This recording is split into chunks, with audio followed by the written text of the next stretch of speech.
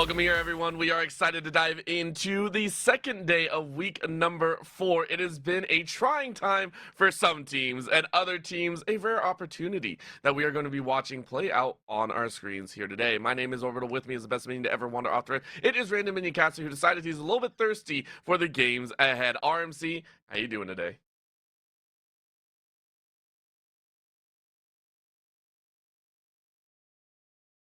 Please tell me you muted again. Kind of. Okay, perfect.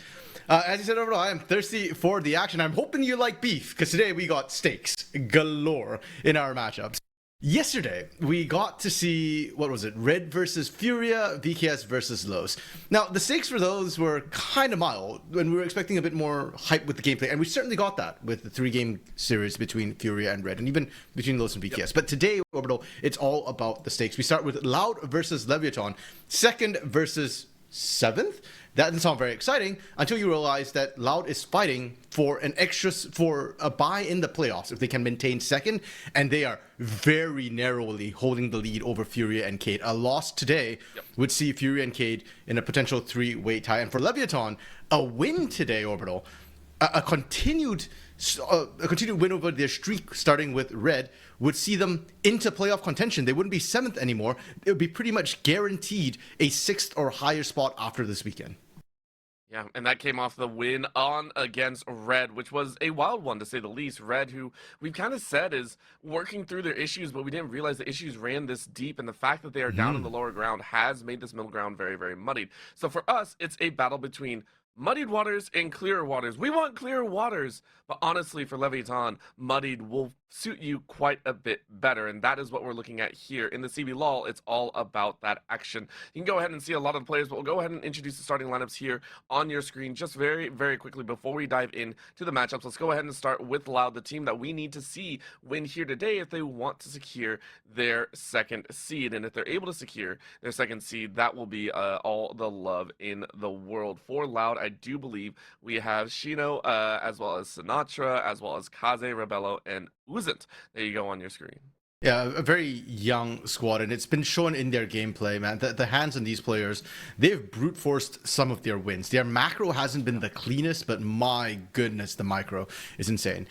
Orbital, I've called them Red Heavy, Red Light. Like, they are Red 2.0, I guess, because where Red is insanely volatile but mostly losing, Loud is insanely volatile but mostly winning. Now, the volatility can come back and bite them. There have been certain games where they were in winning positions and they low-key kind of threw it. And against Leviathan, that's a window that they're going to be looking to exploit. Yeah, and the entire squad of Leviathan, I mean, they're coming off of a win, maybe not the most exciting one, but one to them that they so desperately needed. This roster full of hope, at least for some. You can see Devos, Buki, as well as Enga, Strench, and Shiku. Another roster that is hoping for some more exciting news for themselves. I can't remember if it was Devis or Bookie this morning who was already posting on social media saying, oh, watch out for our bot lane today. They're going to pop off. They're going to roll people over. And that's kind of where my eye is a little bit with Strench and Shiku here, because they've been playing some really unorthodox bot lanes. Strench having pulled out a Xerath back earlier, I believe in week 1 or week 2, and then during Super Week pulled out a Neferi marksman, which I'm going to be honest, I wasn't sold by the performance of either of those picks, but the Neferi did win its game, so I guess there's got to be something to it there. In fact, Loud actually really respecting that, banning out the Neferi. Now, granted, Bookie also does play the champion, so it does serve double purpose here. Yeah, not only that, the same thing with the Cassiopeia. These are red side bans that are pretty standard right now. Not only that, on the blue side, banning out the Nocturne and the Vi, very targeted towards that Sinatra. In the midst, you really got to make sure that if that jungle route is going to be taken, you have to be very careful about what you give over. Now banning out the Olaf, that has been targeted a little bit more towards the top side of the map as of recently, but an early ban is a little bit surprising to me. I always feel like you can leave an Olaf towards a later game, but maybe giving a lot of credit to Shino's side, as the Lucian will be the finale, and for Leviathan, it's time to start picking. And I wonder if that suggests that Leviathan is thinking about picking their top laner in the first round of picks. If you do lock it in, that's when you want to remove the Olaf so that there's no R3 Olaf that could potentially run you over. Orbital, the Cassiopeia ban does surprise me a little bit from Loud, because we are in patch 25, or is it, what patch? 26, pardon me, 2616, so there is... What year are we in, RMC? What year are we in? Come on, man. We're back in 2000 now. Pre-COVID. Okay. 26-16. Well, if you watched the games yesterday, some of those drafts look like 2023 to me. But Yeah. here in 26-16, the marksman got magic resistance buffs. So Mage Party has dropped a little bit. They're not quite as flexible. But by banning the Cassiopeia, they left the lock open. And Leviathan are more than happy to slam that. Whether it goes to Enga, Strench, or heck, maybe even Devis, who does play marksman on the top side. Well, marksman assassin, as Ben has pointed out, Locke being more of an assassin there. It could be flexed multiple ways for the team.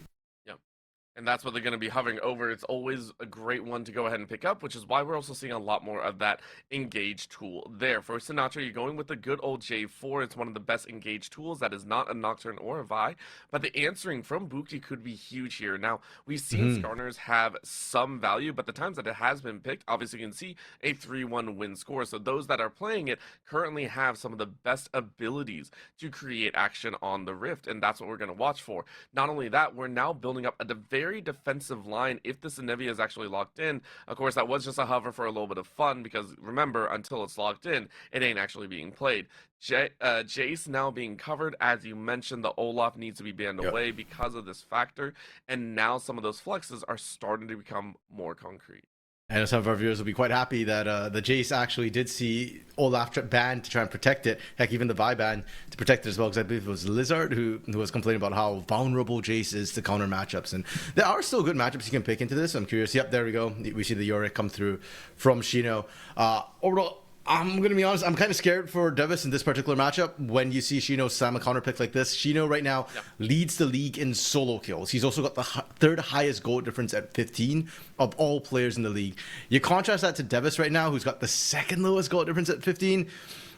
That spells disaster. And Shino getting counter pick in a champion in Yorick, where he's designed to dominate the 1v1s and snowball that lead out of control. And I'm looking at Lev thinking, okay, this is going to be really tough. And the one who I think is going to suffer the most for it, okay, it's probably Devis, but followed by Bookie. Because if Bookie doesn't camp that lane, it's going to go to hell in a handbasket. If Bookie camps that lane, he's going to fall behind. And that, might lead into Leviathan saying, watch out for our bot lane. Don't look top, please, for all that's good and holy. Please don't look top. Just focus on the bot lane where, we won't have to put any help in there. We are seeing the bot lane currently banned out just a wee bit. It is the Nautilus #1, the Galio on the other side. A follow-through support ban would make a lot of sense here. In my eyes, things like the engage tools or just the speed-ups are actually banned away here, leaving that Sivir up seems to be we don't want to let that happen. So banning out a potent ADC in that same role. For the other side, though, for Leviathan, they need to keep a lot of that shielding away, so the Karma will be the final ban, and then going ahead with that roaming potential, it is that Bard. A lot of engaged power from Loud side with the J4, with the Bard already. I'm kind of curious that how that's going to work into the Skarner, because as you mentioned earlier, Orbital Skarner 3-1 currently in the league. We've mostly seen him picked into Lee Sin as a way to kind of soak the initial damage and lock down Lee Sin. I do feel like Skarner is a pretty good counter engage option. The Impale, a little bit hard to land offensively, much easier to land defensively. And it feels like Lev is kind of doubling down with the Shen pickup here. So that's a little bit more protection onto whichever target Loud wants to engage upon. I'm liking the answers from Lev. I just don't know if this is enough right now. You've got a lot of frontline. You've got some backline, but it's like there's no hyper carry here, right? Like that's what a Sivir could have been, but I think Loud did a good job reading that and removing that Sivir. Oh, and a little bit of a weird hover here. Okay, the covers are making it seem like they are running an outside position, so no orthodox, as you said, hyper carry, no true ADC in the coverage. That's going to put Leviathan into an interesting spot, I will say. I'm going to be very interested to see how this shakes up, if this kind of a different style is going to be enough to give a win to Leviathan. Last pick for Loud, as they're now saying, okay, maybe we have an unorthodox bot lane, we need to draft a little bit more stable in the mid lane, or just go all out and do the exact same. Come on, we wanted the Akali. Boo, Kaze, boo! Syndra, I know. It is in there, and so it will be a Syndra to round out a standard composition for Loud.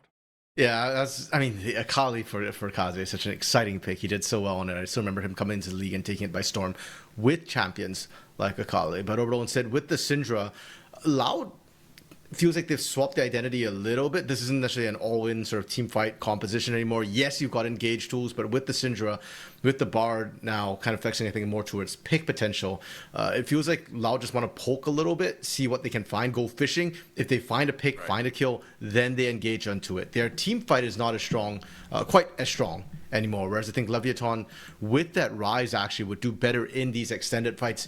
Rise, not a traditional hyper carry, but he can certainly pump out a lot of consistent damage. The longer the fight goes, the more powerful he gets. And with the tankiness as well, he's not an easy pick. So I think both teams have drafted pretty well for what has happened. I think they've adapted very well in their drafts on the fly to answer what the opponents want to do. So a lot of it more coming down to execution. And when it comes to execution, we talked about how Loud is insanely good with their micro. It's going to be a big test for Leviathan. I think Leviathan's early games, like super early games, have been good. They've struggled in the mid game where they often don't seem to know how to snowball those advantages. And with the comp that they have right now, I do feel like Lev has drafted themselves a bit more safety. I assume that's her mom next to her, like just doesn't know what's going on. I love that so much because she even looked up and was like, I don't know what's going on. It's all good. It's all good. Listen. Everyone has different reasons to be here, and it is all about being a fan, though. And sometimes you support the fans that want to be there. So we appreciate everyone that's gone on out there. I mean, listen, if my parents actually supported my hobbies, I might be a different person. You know, that would be a crazy time. But again, love the support from the fans for even the fans themselves. Diving on into the match, though, we do have a lot on the line here for Leviathan, a chance to move themselves into a much more comfortable playoff seeding. Leviathan, a chance to lock in a bye with the second seed. Not only that, a chance for us to possibly see our good producer Dia eat a sock live if Leviathan win this matchup. Yes, you heard that right. Dia, our producer, has stated on this stream that I am now reiterating word for word, he will eat his sock if Leviathan wins. He didn't say if it was 2-1 or 2-0, so as long as Leviathan wins, we get it. To be fair, he said eat a sock. We don't know if it's Dia's sock or someone else's. That is also fair. I mean, all right, diving into the lane matchups. Nothing too crazy. We got the standard, but it is a lock in the bot lane, as you mentioned. RMC, more ADC or more marksman than assassin in this situation? No, I think it's still going to be more the assassin angle in this specific matchup, especially into the Bard and Ezreal, who are both rather squishy. The problem for the lock initially is actually going to be getting lane control against the range of the Ezreal and the Bard, sort of the double ranged bot side. And you can already see that Shiku is struggling to step up. I think Rebello and Yuzin are playing very, very well, ignoring Shiku for the most part. And anytime they get the chance to, they'd rather put the damage down onto Strench, make sure that this lock doesn't get to step up, doesn't get to all in without risking his life. And with the lock, because his health bar is going to be quite low on these trades, or when he looks for the all-in, if he ever messes up, like he needs to calculate everything down to perfection. If Strench plays everything perfectly in the all-in, maybe he gets a 1-for-1. If he miscalculates, it's going to be an 0-for-1 on his own dive. So we'll have to see how that goes. For now, though, Wave has pushed in. Strench is a good spot to be able to pick up the rest of this wave. You know, I actually hate to say it. You know, if we see that 0-for-1 position, I'd actually hate to say, but I have a feeling Shiku would follow, meaning it'd be an 0-for-2. That's what scares me the most, is if a team, especially whenever you play with something like a lock with the assassin in the bot side, which I've done, you know, here and there, the scary thing is your team is calling for you to go ahead and follow through with it, meaning that there's a chance that you just 0-2 it, and now you're even further behind, right? It's not just an 0-1, it's an 0-2, and now you lost all control, and it's scary. Of course, at the moment, we are watching the supports roam on out. This is the standard nowadays, and it's allowing Uzin to really keep this in check, which is also, in turn, allowing Kaze to try and bully Enga around. I like how Shiku's like, oh, guys, I'm just trying to help roam, and Yuzin's just like, no. Like, I will follow you, and I will abuse you the entire way, and there's nothing you can do about it. Bookie stepping out of bush. Sinatra had vision on this, and with Yuzin winning out the supportal combat earlier on roams, Leviathan firmly on the back foot. They can't look to find anything. And we talked about this for Bookie Orbital. Bookie's got a lot of questions, a lot of asks on his time. Oh, Yuzin? I think he might be fine. Want to fight this? Sinatra's waiting off on the end as well. Good auto attacks, but again, in the supportal combat, it was Uzin that won earlier, but this time Shiku has the advantage on the lower Scuttle Crab. Yeah, and I was wondering. I was kind of Loki hoping that she could be able to do a little bit more. But unfortunately, you can see Bookie's just not in angle, and Bard is just so fast in the rooms as well. He has flash, didn't even have to use it whatsoever. So quite worrying. Top side, speaking of worrying as well, Jace wins this matchup early, but he needs to keep dominating this. And unfortunately, you can already see Shino at level 4 before first items coming in, starting to answer back and get a lot of damage coming in. Shiku hoping to help out. Well, Shino also has a lot of mana. That's a flash out with a heal on the boost on the back end. So Shino able to survive that lane gank. It is going to give a lot of pressure over to Strench, who needs to clear out this massive minion wave. Is able to do so very, very cleanly. Good rotation, which actually means Shiku is going to look for this tower dive. Devotes, you have enough mana, you're going to look. That's a slash number 1 of the sword, waiting for a little Attacked it too early. Dash on out. No, what is going on here? What is that? That was Shiku just tanking it too early. He did the auto without immediately following up with the Shadow Dash. So there was no time to come through. And Devis, I think, hesitating on that play as well, wanted to set up a little bit better, wasn't willing to full commit. And Shino was just too healthy. And now Shino out of nowhere, finding an extra kill, getting an advantage in a lane with the wave pushing his Devis, eating a ton of minion damage as well from how that ended up playing. And right now, if you're Devis, you're cursing and swearing, bro. Like, you were doing fine at top side. Sure, you have to be a little bit concerned you weren't winning harder, but you were winning. And then now, like, look at their health bars. This is the problem. They needed more damage to come through. And Devis actually did start auto-attacking, but with the proc, the healing proc from the Grasp of the Undying from Shino, it didn't look like it meant anything. And so, unfortunately, I think Shiku massively miscalculating, not respecting the ramping damage. He was already going to be up a creek, and it was not helping matters, but giving that first blood over, giving that kill, I think was a huge miscalculation. Yeah, that is... I've never seen such a blunder before. Well, I have, but it just hurts to see in a situation where we talked about, you know, it might not be the most thrilling out there, but for Leviathan, you need a win, man. And I know you're up against a tough battle, and I appreciate the attempt at proactivity. That just wasn't it. And unfortunately, that game 1 situation now gives a lot of weight back over. You can see in the XP and the levels, it's handed on over to Shino now in the top side, now chasing even further than Devos here.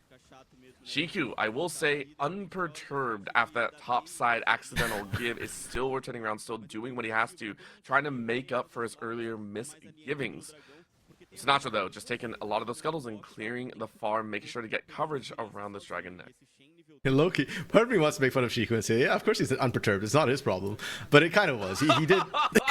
Because, like, Devis the one. True support things, by the way. I don't care that I died. It ain't my lane. Why do I gotta worry about it? Oh my lord, that would be rude. I mean, Strench and Devis are the ones who suffered for it. Oh, Sinatra. Speaking of rude, that was rude. Sinatra literally just walked in and went, thank you for the leash. Smite Steel walks away, Bookie left behind. But yeah, let's talk about what Shiku's actions, the consequences of that. So Devis is obviously the one who suffers the most because, unfortunately for Devis, now he's up against an opponent with a significant XP advantage, not even the CS. It's more the XP. You can see Shino's like up half a level, and for solo lanes, isolated lanes, that level difference is huge and can make all the difference in terms of being able to pressure that lane, being able to deal shove or not. You can already see Devis has lost lane control at this point. Strench was the other one who should have suffered for it, but huge props to Strench for actually not falling behind in the CS, getting himself the XP advantage from having that solo 1v2 lane as well. And then Shiku's the other one who suffers. You can see Shiku's actually a level and a half down from Yuzin right now, which is really rough. Not having that stand united. And this is where it comes back to the, oh, it's not my problem thing, because yeah, it's really bad that Shiku's down gold. But look where Shiku is. Shiku's like, okay, well, that's fine. I'm just not gonna lane, right? Like I'll help. Yeah. I'll go to lane and steal XP off Stretch, and I'm gonna roam out. And then not having access to his ultimate doesn't even hurt Shiku. It hurts the rest of his team because now the standard item's not available when the Bard ult's gonna be coming down with the Tempered Fate left and right. So Leviathan as a whole has been set really far behind. And watch their gold as a team, because I expect them to actually fall further and further behind. They were on parity. They're about 200 gold behind right now. I think that 200 will balloon very, very quickly. If they don't do anything about it. I would 100% agree, which is why we're seeing Buki try and get in the middle to fight, but it was a great read on one. Sinatra straight into the Cataclysm, forcing Buki to fight, flash out with the heal behind. And it is going to be that attempt heavily thwarted. Great read by Loud, recognizing that now in the 1v1. Good scout of the week keeps Kaze alive, but Enga, who has been quietly trying to soak up their own level of XP. Keep in mind, Enga not only was Strench given a lot of the solo XP, but Sheikah was kind of stealing a lot of that XP away from Enga as well. So Enga just make sure they're in a steady position as Grub's handed over on one side and Buki on the other going for Dragon. Bold choice by Buki, but I really like it. You're just talking about how Leviathan needed to take aggressive action. The idea was good, the execution was flawed, and that set them behind. And I was thinking here, Loud off of Buki's aggression in the mid lane was going to be able to get everything because Buki was so low on health. Going for an objective is, frankly, it's scandalous. You shouldn't be allowed to do that. Yeah. If anybody sees you there, you're dead. But Buki does just that. He plays a game of psychology and game of chicken and goes, well, I bet you don't think I'll do this. And sure enough, Void Grub's being taken by the side of Loud, or two of the Void Grubs, being taken by Loud. I believe Lev actually took one earlier. And it's going to be Buki actually walking away with the Dragon. So Leviathan managing to find the silver lining of this. So we get to see how the other one was lost. Yeah, I think he had Power Shock lost because it already showed that he... Yep, there we go. Nice. Really nice steal from Devs. That's actually huge because if all three Void Grubs go to one team, it's a lot more impactful than just two. And Leviathan getting one plus the Dragon actually puts them ahead in the objective game. Yeah, I also wonder if Buki was not only psychologically locking it out, but like, hey, guys, I know the J4 actually rotated topside instead. I wonder if that played a little bit, but either way, it was a great call, and being able to have that hover with only like 300 HP and Rebello and Uzent not going down there is crazy. Strench now, though, in a possible 1v3. I don't know how much you actually want to stay here. Granted, you have a lot of get out of jail free cards with the leaps, with the dashes, with almost the semi-teleports. It's going to be nice, but take a look at that ward field. I was just about to mention, look at how deep all the wards are. They are priming the spot lane for a possible kill threat. Kaze, though, in a much more open position. The scout of the week and keep everyone at arm's length and more. Yeah, with Shiku at level 4, pardon me, soon to hit level 5, I do think that Loud is making the right calls in terms of looking for dives. Loki, personally, I'd almost prefer they try and set up onto Devist, because if they can shut down this Jace and get Shino unlocked a little bit faster, online a little bit faster, I think he's going to get a lot more pressure than Rebello. Realm Warp. They've got 4 members. Are they looking for the... Oh, they're scared, Orbital. They're scared. To be fair, I would be too after watching a kill go over, but for Shino, he's just taking a real long time back. And I want to point out something. I will give a lot of credit. Leviathan, in the early game, you mentioned their super early game is always, kind of good.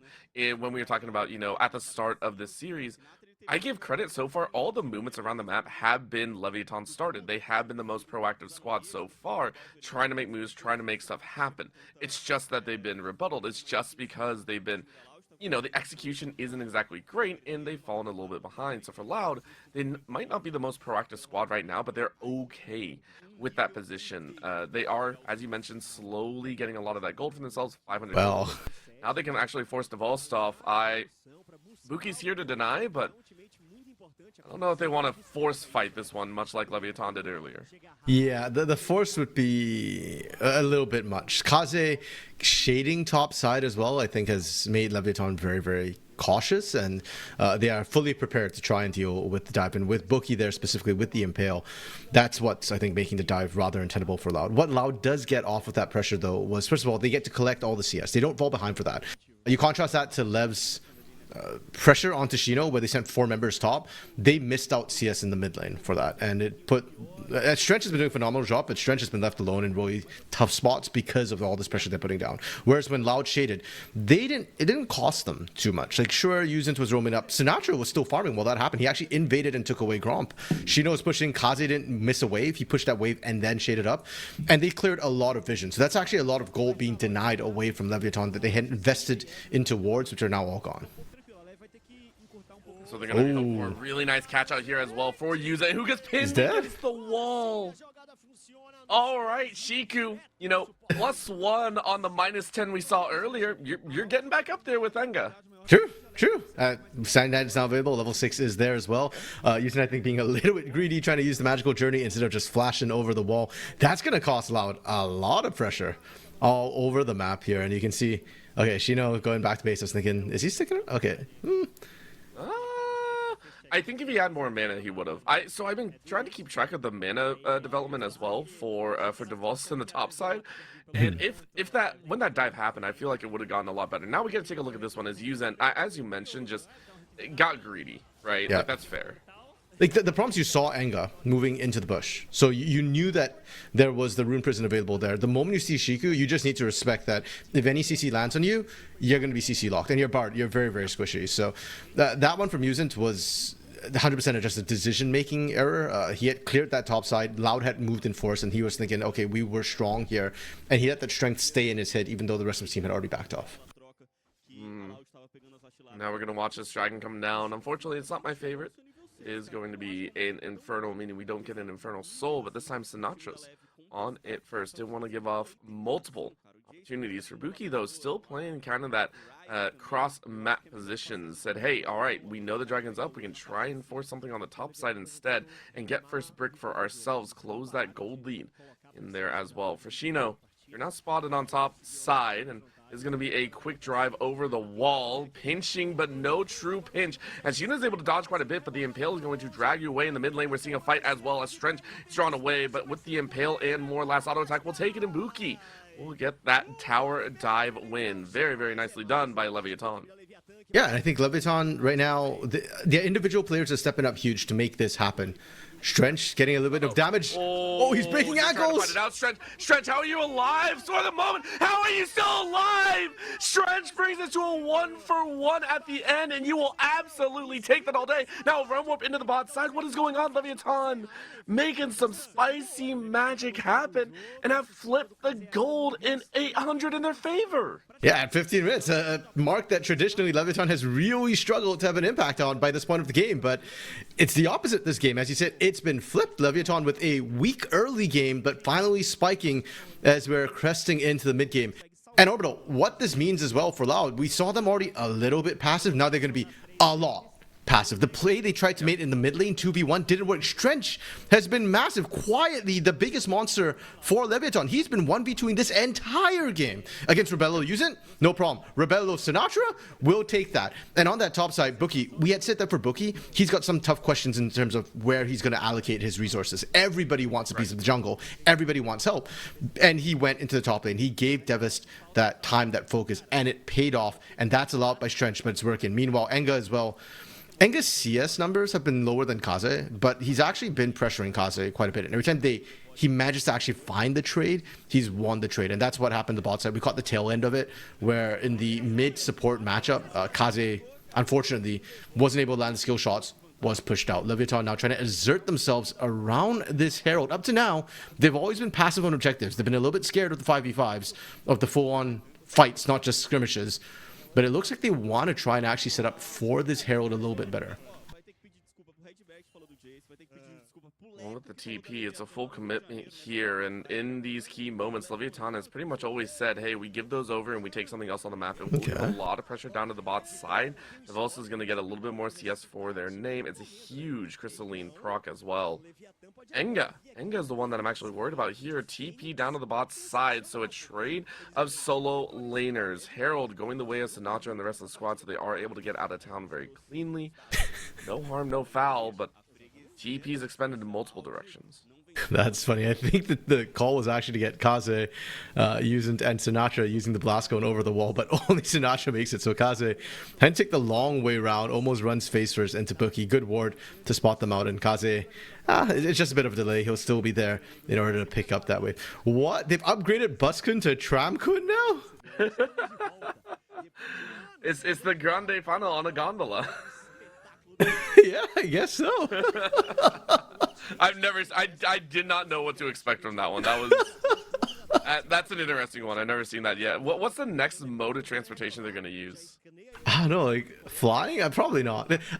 With the gondola, with the tram there, I was kind of wondering, are they gonna do it on a mountaintop again? They've done that before. They did it on a building top. They've done it on a mountaintop. Then would it just be? I'm trying to think. What other mode of transportation would work? Like a helicopter, I guess?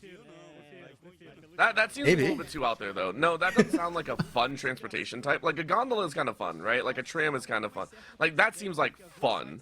Helicopter is just like, it gets you there. I don't know. That's weird. Either way, getting back to the game, Grand Finals is whatever right now. We are looking at this game right now where we have a minute left on Dragon, which has been fairly contested between both squads. It's a mountain. It's not the most impactful, but having that extra armor, magic resist and all, might be a big decider on how proactive teams can be. And in terms of productivity, Orbital, right now it feels like both teams are kind of content to sit back a little bit. The side lanes are doing okay. It's a lot about these objectives. So yeah, kind of just we might just not see any productivity really as both teams sit back. We've seen a lot of pressure though actually into the mid lane, and with that one plate in the mid lane left up for Leviathan, not gonna lie, I if I'm Loud, I'd be so greedy for this mid lane right now. I'd be trying so hard to pressure it down and get it to team, and I believe Loud picked up the Herald as well, so like it's very doable to brute force it. I don't know if it's the right call necessarily, but Right. it would certainly bait me into it. Yeah, I mean, they also have an option in the top side and bot side a little bit more. Bot side is sitting on 3 plates, top side is sitting on 1.5, so technically, with the Herald, they could break down any of these towers. The problem is, I gotta agree, they haven't decided to, and that's the big issue that we're watching for. Just like you called, though, RMC into the mid lane, it is going to be Herald. However, it is going to draw the TP out immediately, and it almost looks like outside of the Dragon, we're going to see a fight. Shiku out in the middle. Herald's going to be driven here, and that might be the start of the fight, but where are you going to drive it? Into the wall is a dangerous spot. There's a chase number 1. Great taunt to draw Sinatra in, but the Flying Dragon into the Cataclysm will hold them steady. The Vol's waiting, but gets temper faded, and now the fight breaks out, and it is a split in more ways than one. Loud showing their mechanical prowess as they get everyone out safely after a double kill. Well done by Loud. They get the tower, 2 kills, and probably Dragon. Yeah, bait upon bait between these two teams. That mid and outer turret really ended up being the catalyst for this action, but Loud, they take the win. They double down. They increase the stakes and went, okay, you know what? We want everything. We want the fight. We want the tower. We want the Dragon to boot. And unfortunately for Leviathan, all that big build up that they had, all that mid game 15-minute spike they had where they turned the script, flipped the script, got the gold lead, it's all been undone in a moment, and Loud have gone back to the expected script for how these teams were going to interact. Now, this is what I mean by bait and bait, because you can see riding Sinatra taking the Herald in, left off for a second, okay, we know where he's going to pop out. We can look to find that. But instead, it was Loud actually baiting with Kaze having the scatter of the week immediately ready, going, okay, from the angle we're coming in, from where y'all are at, 2 of you are going to be in line. I don't care which 2, but 2 of you are going to be in line for scatter of the week. We've got the burst, we've got the CC, and more importantly, we've got the numbers to cut your team in half. And that's how they won not just the turret, but the fight and the Dragon to boot. It's very, very smooth action, and just like that, we mentioned also they know how to scramble. They know exactly how to play some of these team fights, and it works so well into their advantage. Just like that, we see Loud rip the gold lead right back in their favor. Leviathan put back on a little bit worse for wear moment. And the range, it feels bad for Leviathan. They're weaker on the range matchups. You take a look at a lot of their champions, and they just don't have that ability. Rebello, who already used Arcane Shift, forced the flash away from the mid lane, but it might cause a little bit of fight. Take a look. This is a 5v4 once more. Are they going to bring even more members into the mix? Temper Fate dodged away from Baibuki, but now you're caught inside of that grave, but a double impale will hold them steady for a moment. Loud, though, full control in how many members they are putting into this mix. A great kill on the jungler leaves a wide open Baron. They so wish. And the CC discipline from Loud on that chain was really, really nice. So good. It wasn't like the perma CC where you have no chance to do anything. It was more like, okay, you're a Skarner. You've already used your escapes. Your flash is down. Like, we know we can layer this to maximal effect. So you get to move like a Teemo every CC, but we can easily follow up, still get the damage down. Enga now getting caught out, but with Loud's attention split, they're trying to do the Baron. Sinatra low on health. Strench looking to find the kill. Strench, you can be the big playmaker here. Can you find Sinatra? Can he kite it? Or are you going to get bullied? You're into that mix, and unfortunately, the team has peeled back. Strench will fall. And it was a great stall out by Loud as well. Leviathan lose their APC and will lose Baron just as well. Honestly, I have huge respect for Strench for making that play. Yeah. Like, your team was up a creek with no paddle. You didn't have your jungle. Bookie was the target. There was no smite. And they saw the angle. They saw that Sinatra was low on health, so they sent the assassin, the one who can have the highest chance to convert, to find that kill. Like, Strench knew that was a one-way trip. But if he finds Sinatra, worth. He stops the Baron. Instead, he ends up going down. But somebody had to make the try. Somebody had to make the attempt. Strench tried. He didn't quite make the hero status, and now Loud wearing the royal purple, cutting off Shiku. Shiku dashing over the wall. Will be safe, will be okay. Teleport from Shino to get away from the collapse and potentially join his team on this push. Yeah, not just that, push in a 4v1 or a 3v2. And I like this play because guess what? guess who has to recall now? Enga was trying to chase, but is being led around by the nose, it feels like, and doesn't have TP. You can't follow just as well. Buki now having a very hard choice here. This is beautiful base taking advantages, and you talked about Loud not really having a good macro game. This is pure macro game, at least for the moment, right? Very smart and clean take of 2 towers, and now they can push in with double waves impacting. Yeah, and unfortunately for Leviathan, I almost feel like Enga might have been better off just pushing that wave on the bot side. Because by basing, they've kind of lost all control here. Realm Warp Bookie misses the impale. Give it a shot. Another Cataclysm as Sinatra has been 3 for 3 on these things, man. Beautiful work to cut down Buki once more. Yeah, and Buki's the tankiest member of Leviathan. You saw how quickly he melted in the last 2 picks. That's an issue. And for Leviathan, this will mean that their base will get broken. They don't have an engage option anymore. Shiku is nowhere near tanky enough for that engage. A flank from Devist? I don't see it happening. It might have just been that bait to kind of peel them off and make sure they don't lose both. However, for Shino, you're still in the mid lane. Shiku's almost dead. And guess what? Your inhibitor towers are gone. This is beautiful work from Loud. We said that we've seen them play well before with their hands. They've done so well, but this... Normally it's just one inhibitor, but they have taken so much with the Baron alone. Impressive work from Loud. And for Leviathan... very mixed feelings on that series of plays, because while I applauded Strench for going for the Baron, that was a situation where you're down and you're desperately trying to stop the game from exploding out of your control. You could argue the same thing for the base defense. Like, they were getting very hypey with it. The Realm Warp with Bookie into the back to try and kick something off, that I can respect. But when Bookie's down, trying to brute force again, that TP from Devis, that one just feels like, okay, guys, we've gone too far. Like, I can respect the first 2 tries, but this one, we are just speed running this. You're high risk, low reward. Perfect timing on the True Shot Barrage.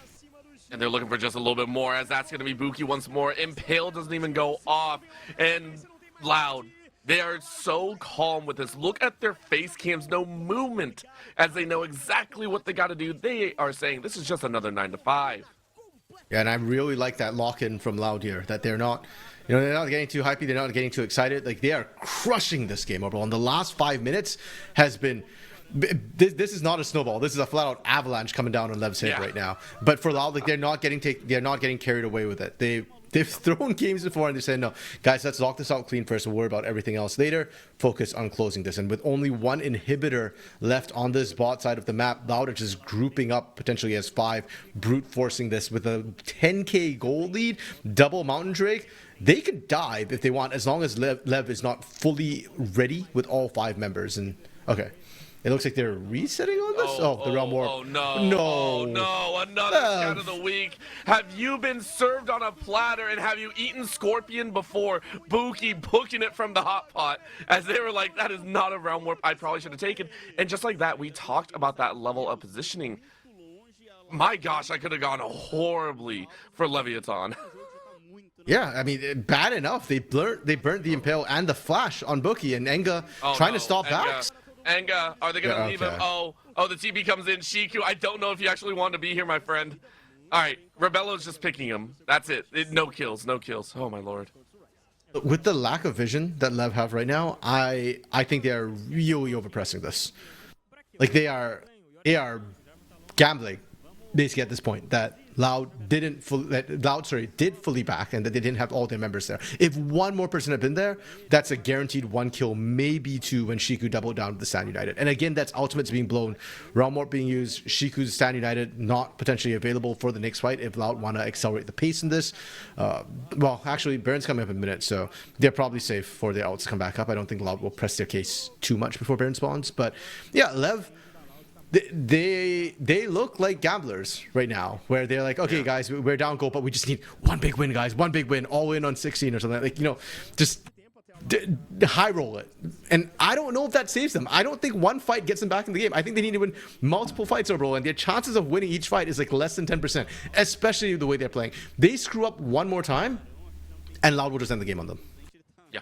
I mean, that was a single Baron that they took nearly 2/3 of the base. That is painful. Now this catch, though, is an opportunity, but again, the Temper Fate oozent, channeling a bit of Sinatra with the perfect ultimate timings, and Shino is out. What a tether in the back line, straight into the Cataclysm. Loud save their top laner and will bowl it straight into 4. Realm Warp for a moment to keep one alive. And Leviathan are just scratching their heads with what happened. I don't know if they are. Like, I feel like this is a repeat of what Lev has been trying to do over and over and over again, right? Super high risk, unnecessarily risky for questionable rewards. And now the two carries, Enga and Strench, the Lock and the Rise are up and available. Rise's great wave clear, but with Supers pushing in, Chino walking in with the Maiden of the Mist as well. Yeah, it's gonna get... Yeah, I don't think they can defend this. Leviathan watching their base fall to shambles, but you know what? That's on them. They accelerated this. At least they find one more in the back end. Yeah, that is a moment, but for Loud, a team that very much needed this type of win, they are going to be stepping up, or will they? I guess is the question as they kind of peel off to try and get the rest of the kills. One last auto will take it as Rebello is still alive here, flashing over the Impale. No. They still have Gino. It's fine. GG's on game 1. Well done. Well played. Loud. Take game 1. Yeah, Loud not trolling with the ending there. Actually, over a lot of times you see teams think that, hey, we got this, you know, we're winning, we'll just kind of mess around. But no, Loud close it out clean. And for the LATAM squad of Leviathan, a really surprising way they played. It's, the outcome I don't think is a shocker, but the way we got here, bro. The early game for Leviathan looked very measured. The 15-minute mark gave me hope, you know, that, hey, has Leviathan fixed some of their issues, especially coming off their win from Red. But the late game, man, like they felt like they were just rushing to get to the second game, that they're so done with how game 1 went. I don't feel like they needed to be. Like, the composition has chances to try and catch back up if the goal lead's not too big, but it just felt like they went, nah, like I just can't be arsed. I didn't think that term was going to come out of your mouth, but it's probably the best encapsulation of what just happened for Leviathan, a team that we are quite literally saying, if you're fighting for playoffs, this is, I mean, it's a match you got to kind of take seriously. The fact that that happened, it does kind of hurt us a little bit. Now, is that just them limit testing? Are they going to bring it back in game 2? Who knows? But right now, you're facing off against a very measured, very calculated, and very macro-centric Loud, who are not taking any chances on their way to a possible bye for their playoff dreams. We'll be right back with game number 2 between these two squads, and so we'll give you a little time to get your food, get your water, and everything else. We'll see you back in just a bit.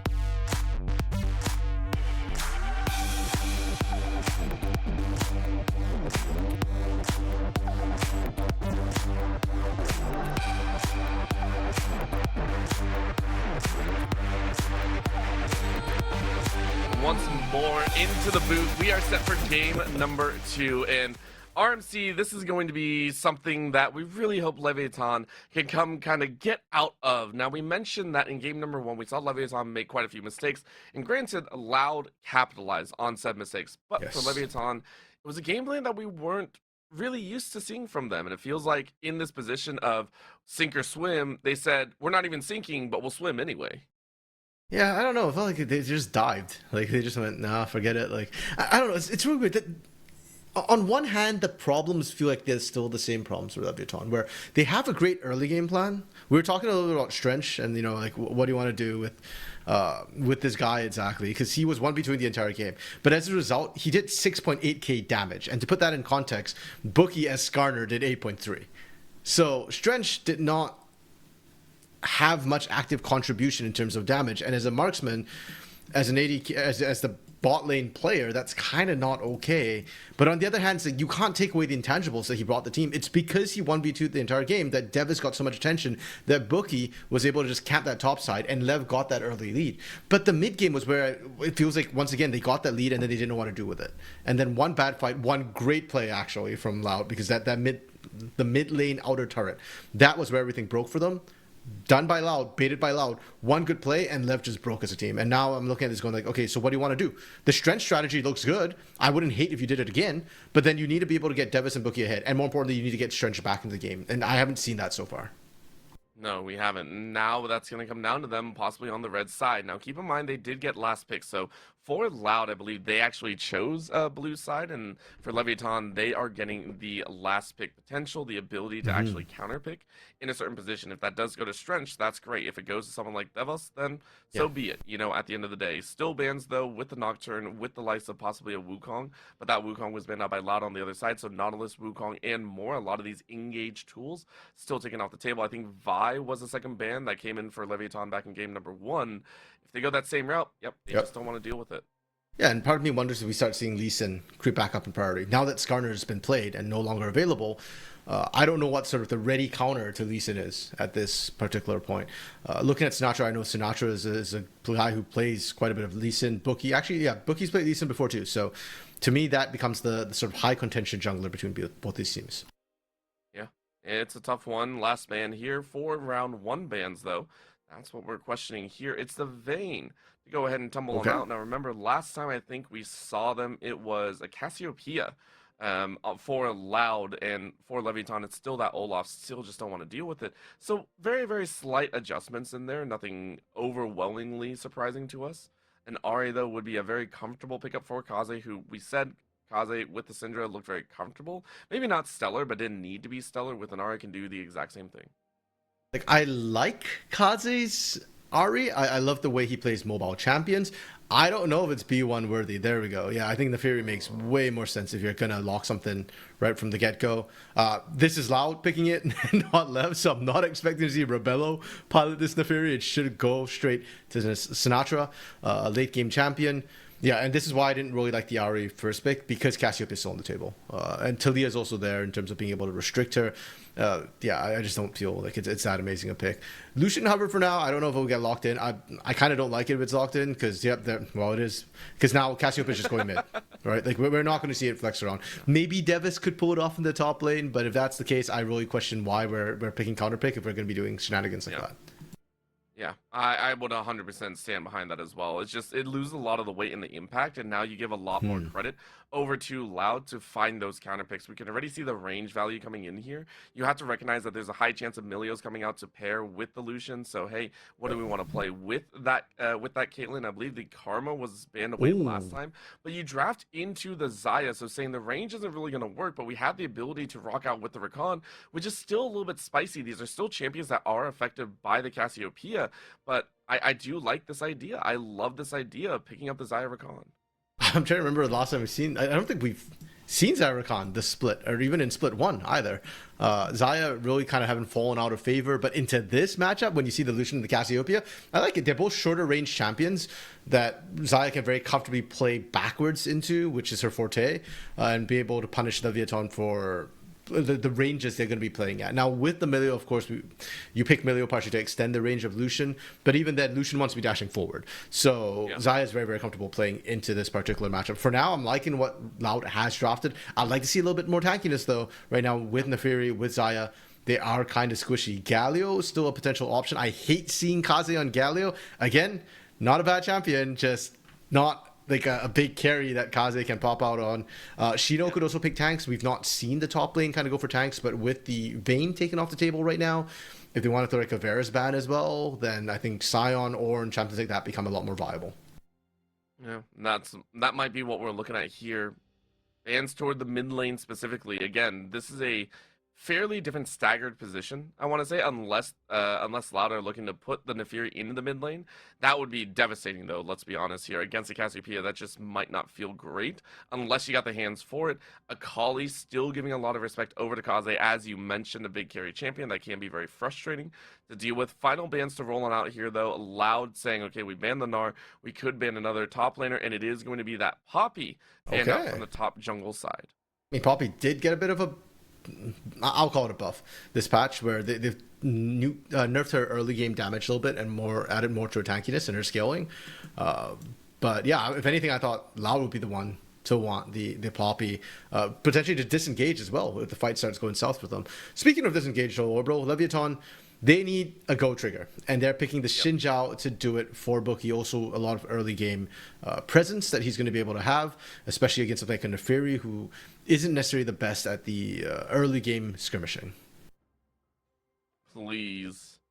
Oh. Please no. I want my Xerath so bad. RMC, you know me. You know I love a good Xerath. I want Xerath so bad just to be annoying. Watching the arcane shots and everything like that. K'Sante, though, makes sense. It's a great blind pick in this scenario. Granted, it's still going to struggle into a good miasma on the ground, but there's that tank that you were talking about. That ability to kind of soak up a lot of the damage, create a little bit more space, give time for Xayah and Naafiri to play a lot of their own game. We're now looking for a little bit more glue, though. We need to see that glue of what you're going to bring together in that B5 position.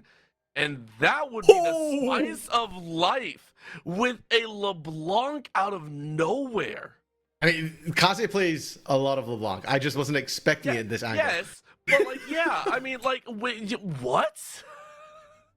Pulling a faker, man. He's just saying, okay, this is such a good champ. I'm just going to play it blind. I don't care. Into Cassie. Okay, the last time that was said, it's a famous clip of Faker getting, like, hard dumpstered on this champion. I'm not going to lie. Yeah, well, because he got red for it. This time he knows what he's doing. Okay. The Mbessa was where I thought we were going to go. That's the traditional sort of answer into K'Sante. Not because it's like an amazing matchup, but it's more like, okay, Mbessa gets to scale up fairly safely. She starts to win outside lane a little bit. You get advantages. It's not like a 9-1. It's like a 6-4 or even like a 5.5 to 4.5 sort of matchup with Mbessa K'Sante. But Gwen coming out, I believe she actually got a bit of a buff, I think last patch, or no, it was this patch that she got a bit of a buff to try and get her, back into the game a little bit. And I guess, yeah, Deva's reading patch notes, feeling comfortable with this one. A lot of carry potential come through. I honestly actually don't hate the Lev draft. I think it is fairly balanced. There's a lot of threat that you can come through with it. There's answers into what Loud want to do. Loud's composition to me is one that I'm struggling a little bit more with. I'm not necessarily seeing the through line with this particular composition.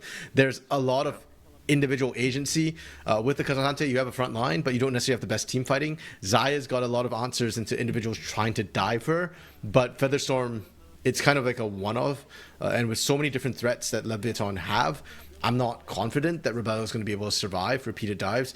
Kaze, I think, is deciding to play life a bit on hard mode. Assassins into Cassiopeia is a little bit hard with the Miasma being able to lock down champions. The same reason why I didn't think they needed a Kali ban. I feel like it's going to be rough. Now, can Kaze outplay? Yes. But we're just adding, I think, barriers into it. So, Loud, very high skill execution composition to come through. Tell you what, if Loud wins, it's going to be a fun game to watch.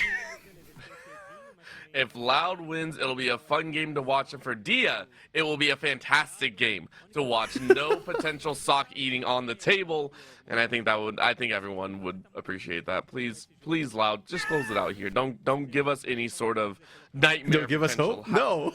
No. Give us hope, man. We need more content. At the same time, the other side of things, if you go ahead and choose 0, it not only locks in your second C, but it gives you a much better chance to do so. For Loud, it's a quick chain over the wall, though, as they're looking to hold down Enga, but Buki came around the side and is able to deter further fights. However, DeVos is here to also run interference. And for Sinatra, just throwing up every single emote possible and walking away with about 25% HP, that is always a scary, scary spot. Yeah, both teams getting really hypey in that level 1, but it's flashes burnt from both Sinatra and Kaze, whereas only Enga losing his. So, but Kaze right from the get-go, landing chain after chain.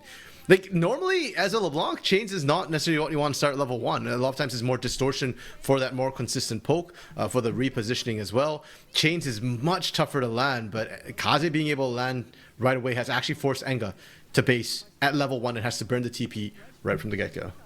Yeah, that is very, very tough. It reminds me a lot of just like, well, I already know that this one spot isn't going to work. Well, I got to try something else. And you are able to draw that TP out early out of Enga, as well as we got the 3-lane split position as Uzen takes a massive chunk of damage.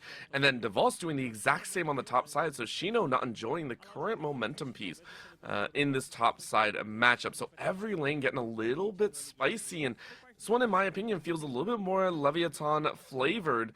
They're not all outing just yet, but they're willing to make some moves. However, I just saw a dash over the wall, which is a little bit scary, RMC. Nacho winning on the wings, and Strench, if you don't see this one, is going to be in a little bit of trouble. Shiku walking on forward, Uzent with the flash forward, and Strench this time trying to dash out to favor. Dodges one, but you're still in range. You get the extra healing, though. But it ain't going to be enough. First blood in one range. Ibuki does not see low enough HP bars. First blood.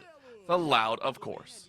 Yeah, and to Rebello specifically, the marksman of Loud, the big late game carry potentially for this team. And Orbital, the patience once again from Loud. Last game, they impressed me with the CC chain that they were putting down onto Buki. This time, again, the CC chain onto Strench, the patience to hold everything. And for Strench, it's kind of damned if you do, damned if you don't situation. You flash early, you get hit by CC. You hold the flash, and they walk you down. That's like we saw. Yeah. So, really tough position for Strench to play through. Unfortunately, on this Lucian, not enjoying as much safety as he did on the lock in game 1. Yeah, it's just not going to be your type of flavor right now, and you got to play towards it in that same vein. You got to make it work. And again, this is a very powerful bot lane for themselves, but if you're not comfortable with it, it's a whole different story. DeVos, though, this R5 is looking better and better. I really do appreciate that one. In the mid lane, though, we see a jump forward. Enga has no flash, and that's going to be the rip of the feathers once more. The feeding table is there as Rebello is gifted a second. And really well played from Loud. That nobody ever expects the roaming AD carry. Like seeing Uzent roam, expecting the Rakan, okay, we accounted for that.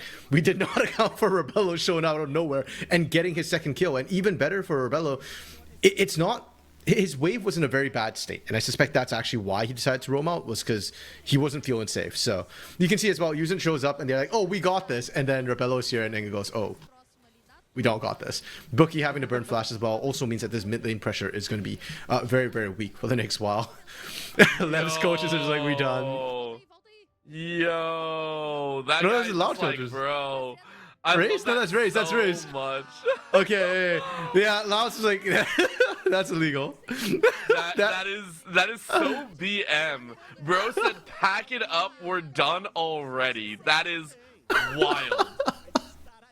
He can't get away with that, Leviathan. He can't get away with that. You got to pay him back somehow. Okay, I've been notified. I keep getting the coaches wrong. That's Cephas. Raze is still not in yet. And Rebello is not. Okay. Rebello is in the house. As Strench apparently is not in this game. Rebello took a tower shot and immediately got brought back to Earth. Was like, spoon-fed 3 kills and was like, okay, I can't keep getting away with it. I got to play like an actual ADC instead of a monster. No, Rebello, keep going. Shiku's killable. Go, go, go. Uzent can die. They can bleed. I can too. That doesn't matter. Good luck. See you later. Still though, for Loud, a very impressive start for their bot lane. And you talked about Leviathan talking about, hey, keep eyes on Strench and Chiku. This is a bot lane that can pop off. Loud are going, pop off where? Pop off back home? I don't know what you're talking about. This is Rebello and Uzent throwing down and saying, we have a game plan, we have the strength, and we're going to keep pushing with it. Not gonna lie, I don't know if there's ever a game plan where you're expecting your Xayah to go 3-0 in later phase. That's actually fair. That's so real in there. Like, that's when you throw the game plan out the window. I mean, Strench is doing well in terms of CS. He's still up CS. Rebello's actually sacking quite a little out of CS in order to get these kills. Oftentimes, in order to chase the kills, he's actually putting his lane state into questionable positions where his wave is pushing or getting frozen right outside. But I think at this point, with 3 kills, with Sheen in inventory as well, Rebello's going to feel a lot more comfortable to push out, to be aggressive and overextend, if you will. Kaze with the distort for the poke. This is a signal for Bookie to go in, but as Bookie's looking to find something, what does he see? Control ward, and knows that there's no real gank potential here.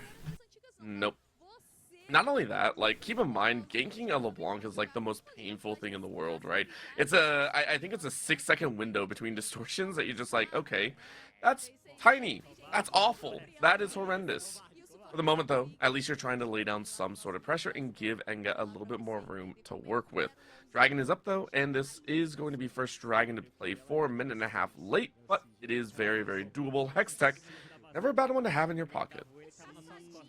The additional cooldown's always nice. Sinatra just checking, clearing everything up before they decide to go for it. And I think Loud is going to feel very good about trying to do this. They're just pressuring Shiku and Strench away. Like, Sinatra is solo pushing them out right now. Oof. You love to see that as well.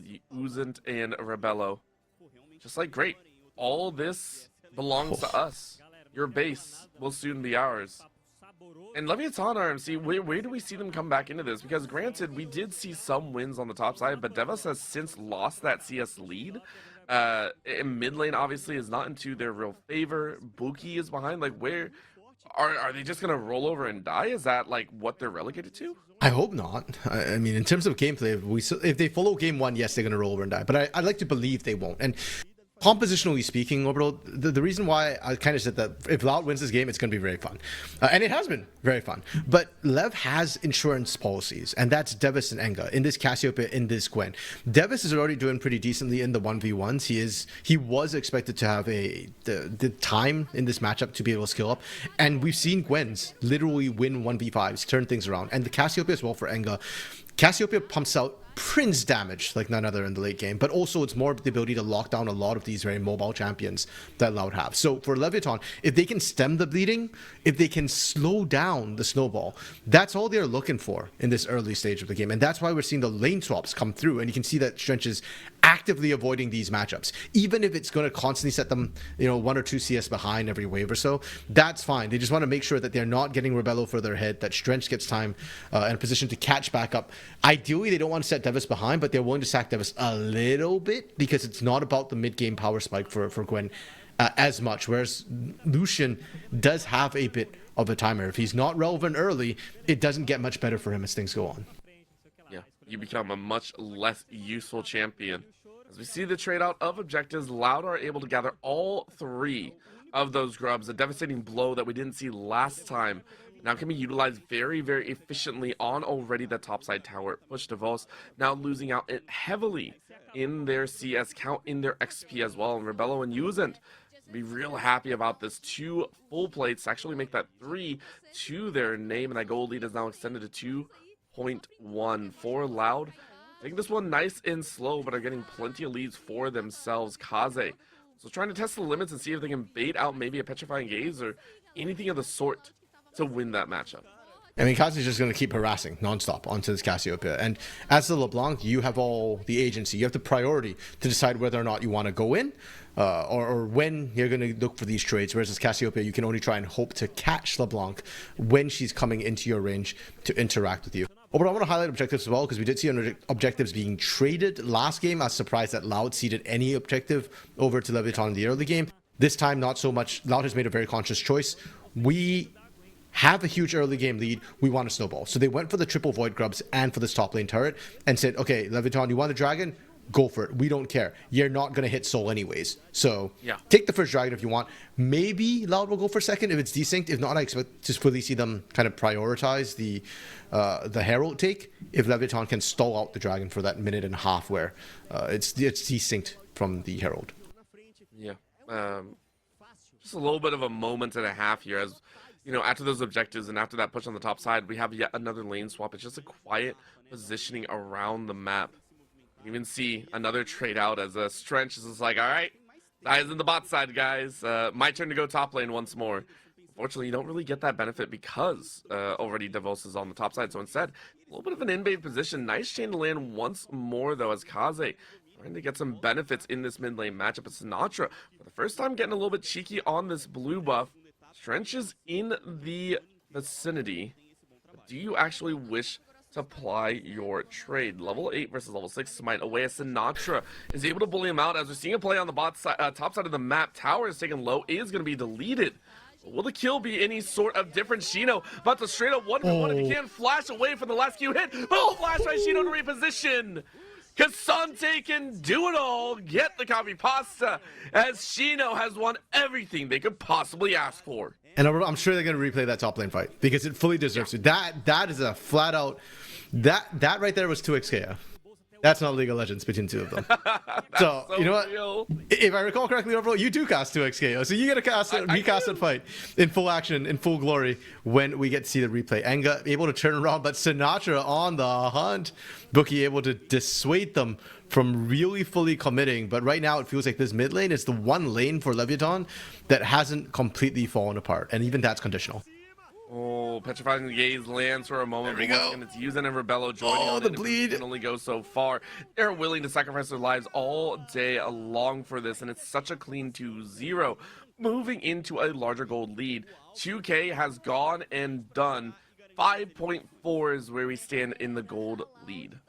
Yeah, forget the 2-0 on that fight, or look at the 6-0 this game. Loud are playing this so clean. They're not taking risks. We joked earlier about, oh, go dive Shiku, Rebello using you can get this. Here we go. Oh, it's just the comms. Watch this.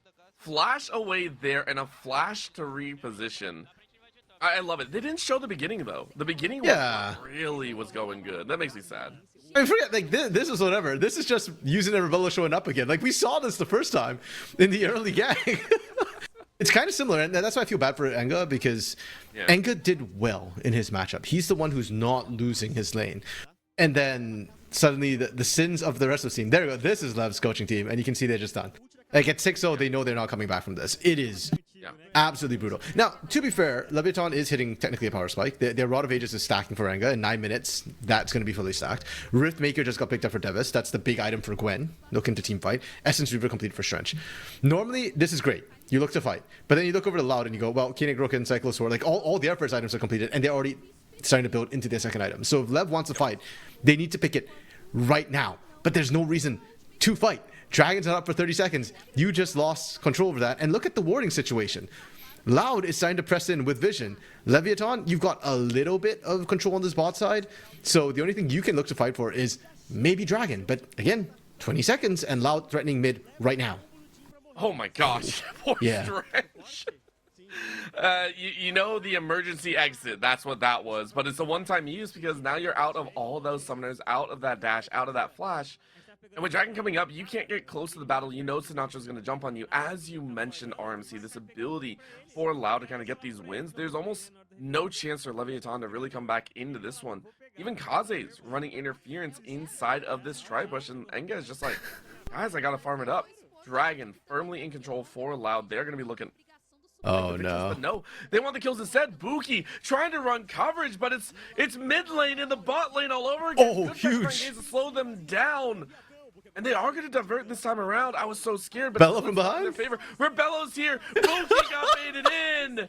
And it's your doom, Sinatra with a die, but I don't think that's going to go that much further. And this is the big problem. Like, Enga's Petrifying Gaze, beautiful. On point. With the Miasma, lock down the entire engage.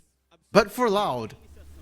For Leviathan, stopping that was everything. For Loud, it was just another Sunday. They were just like, okay, what did we burn to really try and force an engage? Our engage tools are still up, and the turnaround from them, the moment Leviathan overchased, the moment the cooldowns are back up for Loud again, they just turned, and you saw what that LeBlanc is doing. With the Dark Seal, it's only going to get worse as Kaze continues to get stacks. Houston, oh my goodness. And there's no, Kazi, this is why you love Kazi at Mobile Champions, man. Like, Enga's the only one who's being able to handle him, and now Enga's getting run over by Bus-kun, Gondola-kun, Yuzin-kun. Like, Loud's just throwing extra bodies. The moment Enga's down, Kazi's just unlocked in the rest of the rift. Yeah, and Uzin's really playing into this. By the way, I want to give a big shout out because Uzin is 007. 007 roaming the map and Yeah, showing off why he's got like 17 movies after him. This is a team that is currently fully operational, really, really well timed, and we're seeing a mix, right? Leviathan haven't made massive mistakes. It's not like Shiku's diving a tower, killing themselves, and then all of a sudden, right back in the mid lane, having the same issue. Loud has systematically destroyed a lot of the pillars that Leviathan were hoping to hold, and this is a Loud that I think we can both sit there and pat him on the back. So far, up to this minute, not only have their individual plays been so good, but their rotations have been good. Their macro has been good. Their following and keeping Leviathan down has been good. Every single piece of their gameplay in this game too, I think has been on point and deserves to have them be in this number 2 position. I think it was a 7k goal lead at 15 minutes. I want to say that's the biggest one, but then it's probably not. This is CBLOL. I feel like there might have been bigger. The rate we're shaping up though, Orbital, this could potentially be the fastest game. We are sub 20 minutes knocking on inhibitor doors, and for Loud, they have yet to lose a single turret. They've lost like one play bot. Devis trying to chase onto Yuzin. I'm actually kind of scared for this chase. Enga finally shows up. There we go. I mean, they saw the TP on the top side already, so that's that's huge. Enga ripping it away, and they are. 4v5 has made some magic. It's still a 1-for-1 though. That's all they can really earn, but for Leviathan, I think with what's been happening, they have to at least get one. And you know what? It's a small step, but it is a singular step forward. Shino is saying, I'm taking the whole staircase away from you here in a sec. Okay, to be fair, Leviathan, they got 2 wins. One, they got a kill. The other, they took down 007. It's 0-1-8 now for Yuzin. Yeah. It's still only the support who dies, and it comes at what cost, right? Meanwhile, Shino's just pushing the stop side. Sure, you can argue that getting a dragon is big for Leviathan, and for Leviathan, it is big. Any sort of objective at this point, this objective bounties is pretty important. Kaze! He goes down! He's so greedy. He had so many Dark Steel stacks too. That's actually kind of bigger, I feel like, Leviathan taking down Kaze than actually getting the dragon. Because dragon doesn't matter for Loud at this point. They really don't care about it. Like, they tend to end this game before dragon stacking becomes an issue. But with Kaze going down there, losing the Dark Steel stacks, and also just setting Loud on the back foot a little bit, that buys Leviathan time to get back in. And I was just checking as well, Orbital. Fastest game this split was during was I believe last week. Los Grandes versus Leviathan, 22:46. This was on track to do that, or maybe be faster. With Kaze's death, that adds at least 30 seconds to a minute to that timer. So suddenly, Loud need to win another huge fight to break the record, and I don't think that's going to happen. No, I like how we say that like it's not the most minute thing in the world, but it's true. We want them to have a record for themselves. We want to see them take it away, but as you said, it is going to be a little bit of a pipe dream, unless the next 3.5 minutes decide to just go nuclear. For the moment, though, for Loud, I think they are very happy with where they're currently at. Baron up in 1.5 minutes. Dragon very, very far off. You're not worried about that in the least. You have an 8k lead for yourself. Everything is kind of falling in your own way, and there's nothing that you really have to do except slowly continue to pressure out these inner towers and then look for the inhibitor towers right afterwards. Either that or you play off a Baron and just go, let's end it that way instead. Yeah, Baron's coming up in a minute there, and Loud will probably start to go fishing around that area. Normally, teams can't look to do Baron on rip. Not in an even situation, because Baron does so much at the 20-minute mark, but I think Loud could do it overall, even if they can't. Lev can't leave them alone. And with the mobility they have, with this Neferi, with this Rakan, with this, most importantly, LeBlanc, if the Leviathan show up in the area, if they're not all grouped up as 5, that should be an instant turnaround and punish. We are going to see that Devalst. Just waiting for a moment as a kickball is sent out by Shiku, and the mid lane will finally get taken down here. At least 2 plates are low. Wave is cut off pretty dang quickly. So at least Strench is able to wave clear in a nice pattern. Kaze on the top side of the map. Luden's completed. Going for that Shadow Flame here in a sec as well. But everything is just constant pressure, constant knocking on the door. At this point, I might just go get some food because, you know, Baron might not be taken off the rip, but we got some time, I think. We got like at least a minute before anything kicks off. I mean, Loud's setting up for Baron, right? Like this is what that push was meant to facilitate. I don't see him doing it now, do you? I think they're going fishing. I expect to see action, and if Bookie's not careful, he dies. Well, there it is. Crescent Guard being utilized here, and a quick feather out from the side. That's the Baron call. Allowed to stay alive, but that's about it. Yep, and that's going to be the signal to go for Baron because Bookie took so much damage, and more importantly, because Crescent Guard is down, so he doesn't get a get out of jail free card anymore. You can see, yeah, Loud immediately when their teleport being called in from Shino, and I think Lev recognized that. You can see them pinging down on that bot side saying, okay, Shino left, Shino teleported, Shino cannot go protect the bot side, but we cannot contest Baron, so let's try and at least get some objective bounty back. I'd say break the perfect game, but technically it's already broken with the deaths that went down and the dragons that went down. But yeah, for Lev, they're just looking to try and find whatever they can, and you can see Loud didn't even send everybody to deal with that. Like they've already started rotating, using down. Shino left a little bit early so he can shade down, and Devis has to abandon the push. For Loud right now, everything they have the straight flush. They have every single card that they could possibly want. The only thing that they can upgrade to is a 4 of a kind or a royal flush. Those are the only two I think that can really overcome all this. And I know Leviaton's only got like a pair in hand, honestly. This is going to be very, very tough. Of course, we do have another matchup coming up here shortly. It's going to be Pain versus Fluxu, I believe, will be the second series on the day to close out week number 4, which will also be a very, very fun treat. RMC, you will either laugh or cry about the results on that one. Sinatra on the top side, clearing out some wards, very much in no man's land, and kind of testing the limits of what they can get away with as the rest of the team barrels down the spot side. And speaking about Fluxu and Pain, the loss of Leviathan in this series is going to increase the stakes for the next series because the winner of that moves to Seoul 6th and out of the sort of three-way tie we saw between Pain, Fluxu, and Leviathan. So, yeah, it kind of makes things more interesting. Or actually, it moves up to 5th, I think, actually, the winner of next match. And then there'll still be a two-way tie between the loser of next match and Leviathan in this match. The dive goes in. And they find anything. Sinatra did not get over the wall. I'm pretty sure they tried. A very nice petrifying gaze catches 2. Does it turn around?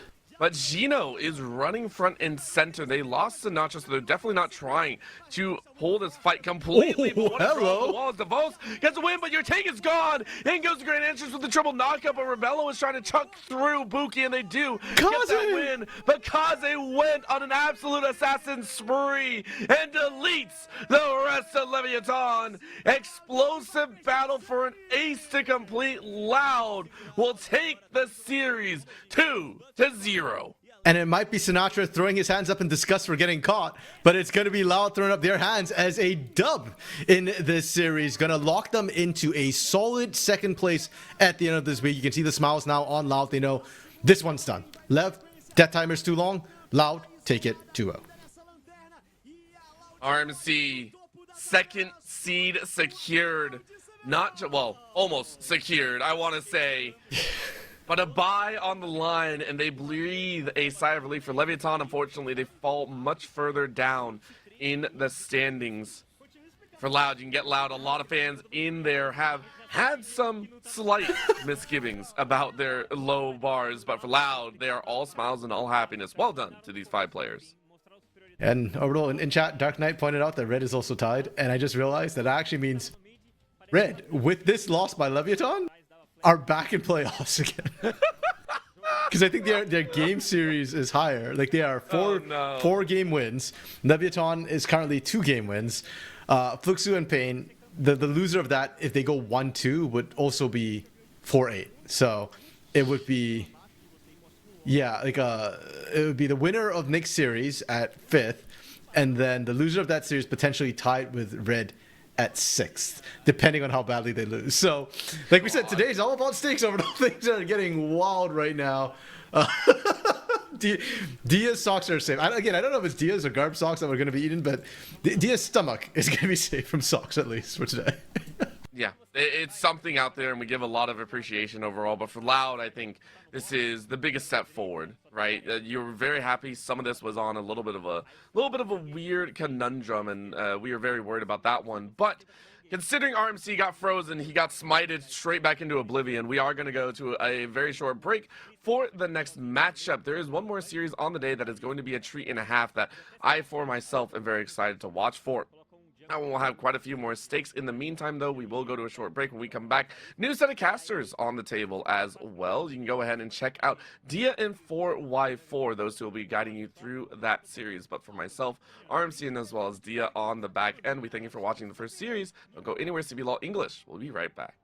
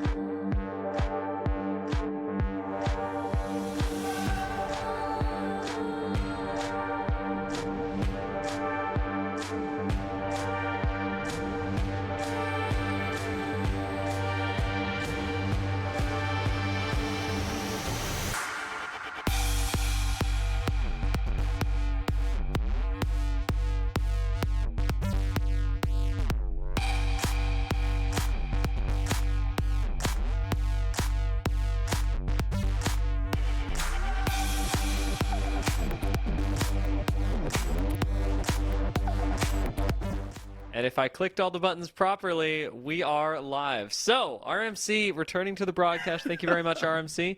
For those of you who heard the outro, you did not miss here. RMC is supposed to be on vacation, but we have managed to... I wish vacation. I gotta go to work after this. we have managed to hold on to him for just a few minutes longer as FourY4, not expecting Loud to sprint it through those games, and in a good way, I suppose, is Well, caught somebody in was traffic. So he'll be here soon. sprinting that, so... Yeah. People were sprinting that in different ways. One was fast and one was terrible, and together, everybody sprint. You know, I don't know if you recall this, Dia. Like, back when we first started, I used to do memes every week. I do. And I made like an Usain Bolt meme about Loud back in the day because of... Is it Mukio, I think? Or Donards? I don't think it was Mukio. Maybe I'm What's sure. your jungler playing Udyr, just running around nonstop? And I love that we come full circle and Loud is sprinting it again. Though Those RMC memes were actually they were amazing. I have tried to integrate that into several broadcasts since then, but the problem is RMC. Everyone takes themselves too seriously. That includes me. I can't come up with these because I'm like, oh no, that meme doesn't really work. Like, it doesn't actually fit with the. But you had some sort of like craze. I just didn't care, bro. Yeah, it was.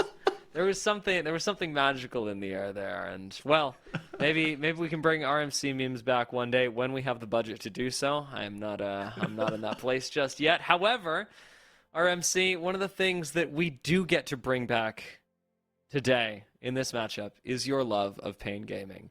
And in this particular matchup, perhaps your fear for them. Let's go ahead and talk about what this matchup means in the grand scheme of things, because we are, as ever, on the standings. Last time we were talking about Loud and what the series meant for them. Well, Loud have secured themselves a better chance with the bye. However, this matchup between 5th and 6th place, or 1, 2, 3, am I doing that right? 5th and 5th place right now because they're tied. 5th and 6th place is largely a matchup that is going to determine who is panicking around the end of the season as to whether they'll make playoffs at all. Yeah, so basically, winner of this will be able to take 5th or 6th, depending on how things go. And that matters, because the loser of this is pretty much 6th or 7th. And that's why for these two teams, it kind of matters. Now, pride for the teams as well does come into play. So let's start a bit with Pain Gaming, because Pain Gaming has announced that they might be, or not announced, Namiru, their academy mid laner, who was previously on a CBLOL roster. I can't actually remember if Namiru got any CBLOL time, but he was announced to have been training with the team this week. So there's talks about maybe Kaney maybe getting subbed out if they lose a game. So there's a lot of people who are supporting supporting Namiru and hoping that he gets his first shot. So he's not actually played in CBLOL whatsoever so far, though he was formerly INTC and Furia training squads. And then for the side of Fluxu, Fluxu was hoping to put themselves in the top 4 position. Super Week was not exactly kind to them. They lost both their games against VKS and Furia, and they also lost Loud. So right now, Fluxu's trying to make the case that, hey, we're not a bottom team, guys. So they're going to be facing the bottom teams, and they need their wins here to, continue keeping that sort of momentum, that dark horse status alive.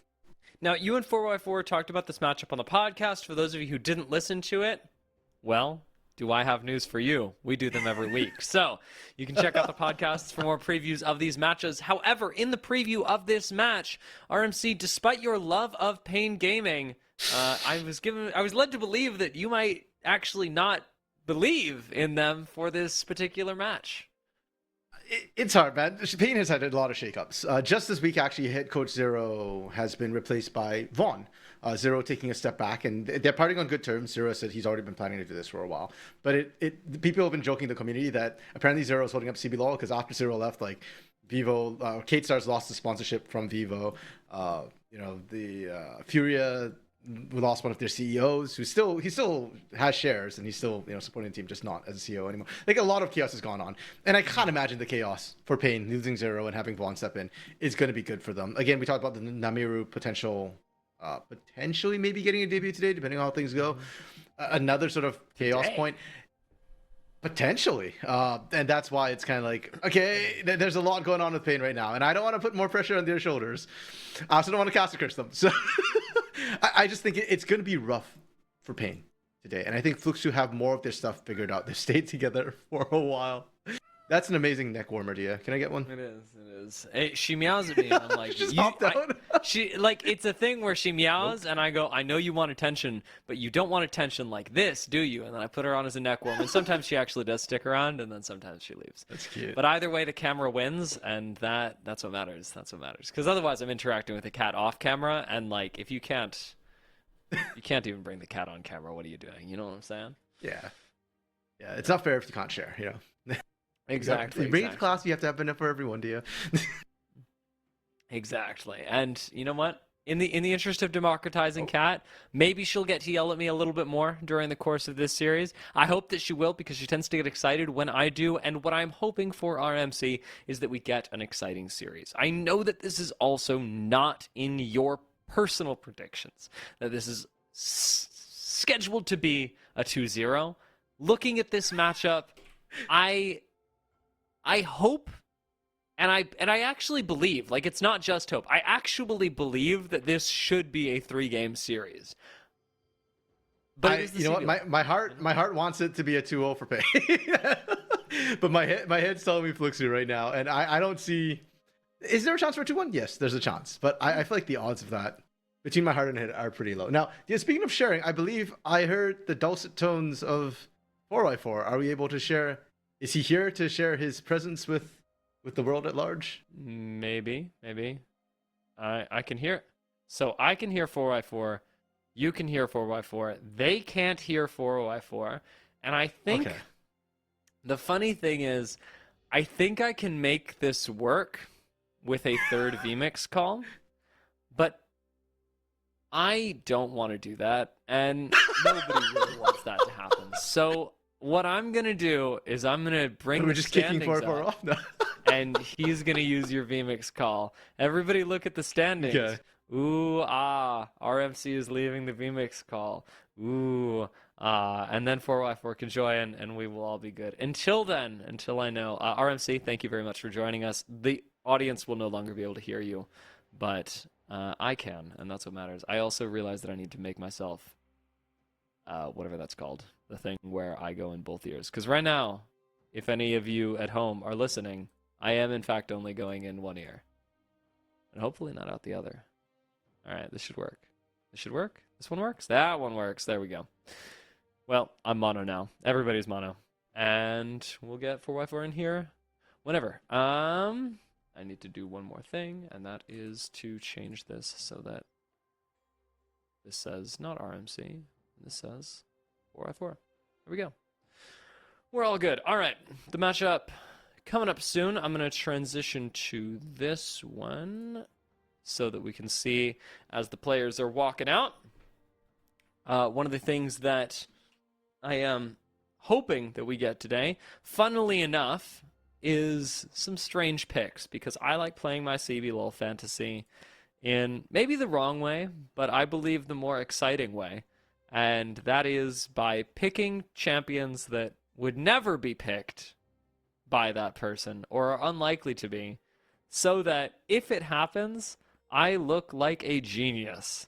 So in this matchup, ooh, wait a minute. I thought that Bookie was going to play Belveth. He didn't. That's my bad. In this matchup, the way that I've decided to troll is by picking Kaini. So I have predicted Pain Gaming to win. I have invested in CBLOL fantasy as much, so there will be just a little bit of bias here. I've also locked him in as playing Kassadin for all the good that that's going to do me. But I am fingers crossed. I believe that it can happen. I don't know. I don't know what. Oh, there we go. I haven't sent you the link for 4x4. 4x4 is just chilling around, waiting for me to send him a link. Let me do that. I promise. Your favorite play-by-play will be in here soon. Stop licking me. That's not to 4x4. That's to the cat. All right. Link sent. We're good. We'll be in shortly. We're bringing you in 4x4. You think the audience survived? You think they're all right? You know what? I think they'll be okay, especially our more the loyal listeners, the loyal compatriots of this broadcast. They know that sometimes you got to do what you got to do. But I appreciate y'all being here. Appreciate y'all working through, rolling with the punches with us. Dia, especially appreciate you running double duty, production and broadcast. It's fun. I know you got a lot going on right now, right? You can see I can see your eyes flickering and your brain just kind of pew pew pew pew pew pew as you're getting everything together. And I'm doing it all past a cat too. Like there's that's trickier. It's tough because when I play League of Legends, she likes to sit on this side of the monitor, which is the mini map side of the monitor. And when I play Apex Legends, she likes to sit on this side, which is the inventory side of the monitor. So I never have any idea what's going on. However, so she knows. Yeah, in this particular game, we'll get into it. Draft has begun, and we will collectively get an idea of what's going on here, FourY. All right, yeah, it is Pain Gaming against Fluxu, and yeah, I mean Fluxu come into this as the favorites. Let's not kid ourselves here. Kaidi is in. They did get Namiru as an option off the bench. To me, that just it's a matter of time. Almost like, look, if you can't beat Fluxu, with the greatest of respect to Fluxu, they're a solid. I think they should be top 6, but they're a solid enough team to where if Paid Gaming wants to be taken seriously, this is the kind of game that is winnable. I think is the term I'll use. And if Kaney doesn't work out, I think they're just going to move on. I mean, ever since Dinketo left, and even when Dinketo was here, if you want to, I mean, you could argue the Pain Gaming mid lane chalice has been a bit of a cursed one. So kind of the latest one to drink from that forbidden brew. I'm expecting very little from Pain Gaming results wise. I expect them to put up a little, they'll put up something, right? Karaoke will get something going in the early game. Bull will get a decent matchup. I think he'll get a lot invested into him. That seems to be the one lane that has been working for Pain Gaming. But Fluxu, they just seem like they're all singing off the same hymn sheet. They are playing better, just pound for pound, lane for lane. And right now, I mean, it sounds very simple, but unfortunately these days, that's enough to beat Pain. Yeah, the level of Pain has not been very high, and I think that a lot of it does have to do with exactly what you're talking about, them being on very different pages. Yeah, I'll stick with that. I'm sure there are more perfect ways to refine the sentence, but it does its job. As for this particular matchup, I have, for my predictions, for my CBLOL fantasy, put a lot more stock into the names that you mentioned earlier, into Karaoke, into Bull, into the top side of the map, being able to affect the rest of it, and hoping that somewhere from the bot lane, Seos is able to pitch in with that as well. I know that when it comes down to it, Kaini and Henna aren't going to have the easiest time, but maybe with a little bit of, say, global map presence like the Rise is showing us now, we could reverse that fortune. Right now, the Nefiri lock-in I am not a huge fan of at its face. I think Nefiri is tough to lock in early, especially when you don't believe that you were just giga smurfing in your league. And as much as I love Karaoke, he's not giga smurfing in this league right now. Well, and if nothing else, I mean, with the Nefiri, you want some semblance of, help from your solo lanes. And I think he'll get that from one of them, i.e. the top lane. But in the mid lane, I mean, we've seen Kaney on a lot of Galio duty, and I just think that Karaoke, he's been kind of boomer bust this split. That's how I've characterized him. I'm trying to think if I've casted Pain this split. I don't know that I have. Maybe I've gotten one. But yeah, if nothing else, to your point, Dia, I just don't think he's going to get a lot of help. So, again, maybe Kaney with a fire up, under his behind this time around. Look, you've got a matchup into the Rise that a lot of champions you could take into that and win early, right? I'm thinking the Orianna. This is pretty, I hate to be so negative on Pain, but I think even the Pain, I think the only people more negative on Pain right now are, well, Loud fans, but Pain fans. Because Loud fans, because they want to see Pain, burn and nothing good happen for the org. But Pain fans, because they're fans. And fan is short for fanatic. Fan is not short for fantastically reasonable about the ups and downs and realities of integrating a dual language roster in a region that is completely culturally opposite to the region that these guys are coming from. That being said, if you can't play Orianna into Rise at a decent enough level to get your Nefiri Karaoke even marginal advantages, I'm sorry. You're not good enough to be a tier 1 player in this league. Yeah, I mean, and the Orianna into Ryze matchup does, especially in lane, basically play itself. I don't think you really have to worry about it. What does concern me is that outside of lane, even if Kanye is doing well, he's not going to have the same impact as I'm used to from Orianna.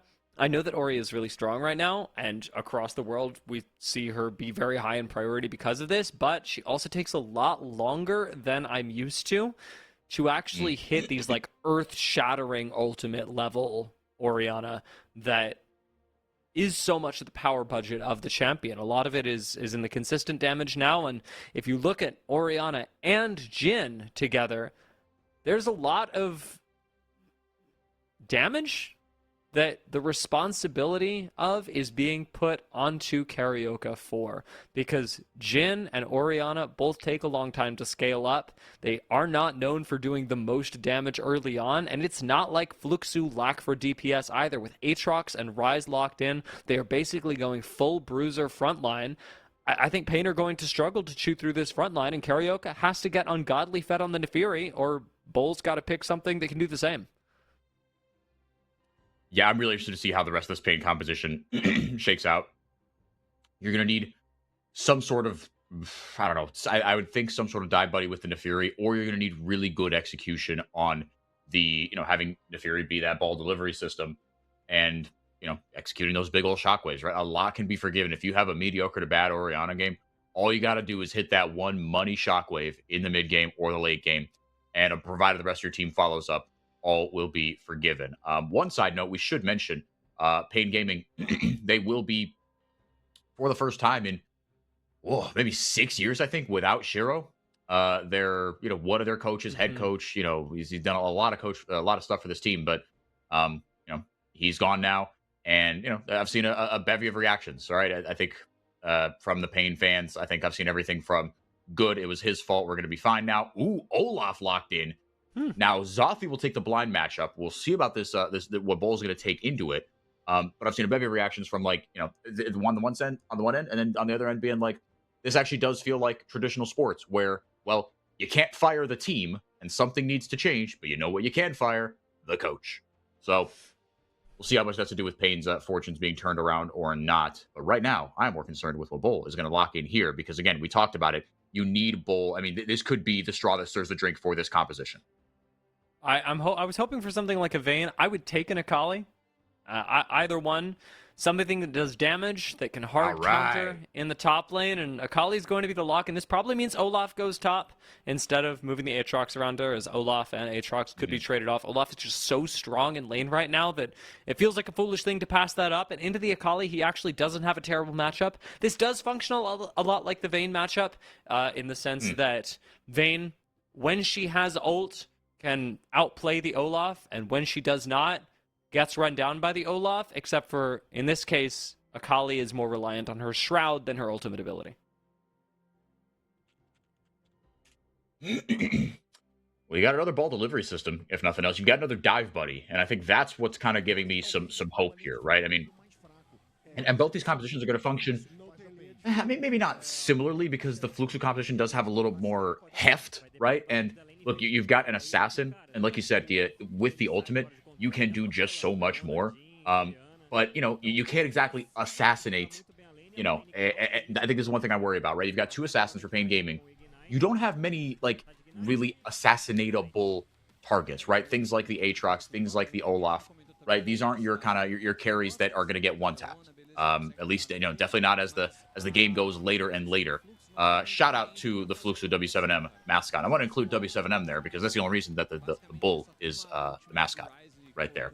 But yeah, all that being said, Dia, I mean, you've kind of only got one target to assassinate, and even the Ryze, right? Once you get to kind of that fully stacked Roa and the extra, just health and heft that the next two items will provide, the Seraphs with the shield and the Actualizer, Ryze is not an assassinatable target either. He's a battle mage.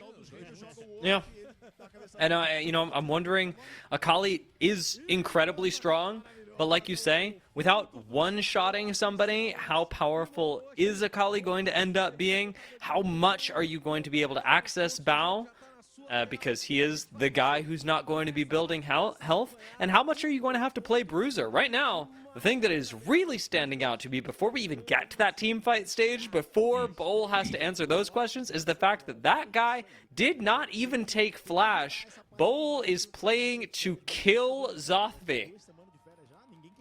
Well, and I'm glad you pointed that out, Dia, because now it puts even more onus on him to get this going. And I think, and one thing to, Bull's going to have to put him in the dirt, or at least not let him start going crazy, because Olaf is he's one of the most snowbally champions in League of Legends, right? I mean, now, a few years ago, he got some reworks and, does a little more true damage. So, he doesn't fall off as hard off a cliff if he's just useless. But this champion, if he can just become a traffic cone, if you don't let him get rolling in the early game. But he is also one of these champions, sort of like a Gwen, I feel like, where even if you put him in the dirt in the early game, you get one good team fight and you get like a double kill or a triple kill around the Rift Herald, and all of a sudden the Olaf's back, you go, shoot, we're in trouble. Again, all that progress we made about shutting down this champion that could take over a game and be just such an effective bridge into the late game for the Rise to take over. All of a sudden we're in heaps of trouble. So yeah, a lot on Bull's plate, and the Ignite as well, especially effective into Olaf with the sustain that he does have in his kit. Dia, it's going to be a tougher to execute team fight for Pain Gaming, and a lot of mechanical, individual responsibility for Bull and also for Karaoke. And you mentioned it off the top. Karaoke, he has had his ups and downs this split, to put it mildly. So this is kind of a put up or shut up game for him. I'm wondering what his early involvement, if any early involvement, is actually to come through from this jungler will look like. Karaoke does, or should be, tempted by the opportunities that he's got in the top lane to punish this Olaf, who, it's worth noting, has taken an early back and actually gone for magic resist. Zothvi, he has read the summoners and knows exactly what's going on here.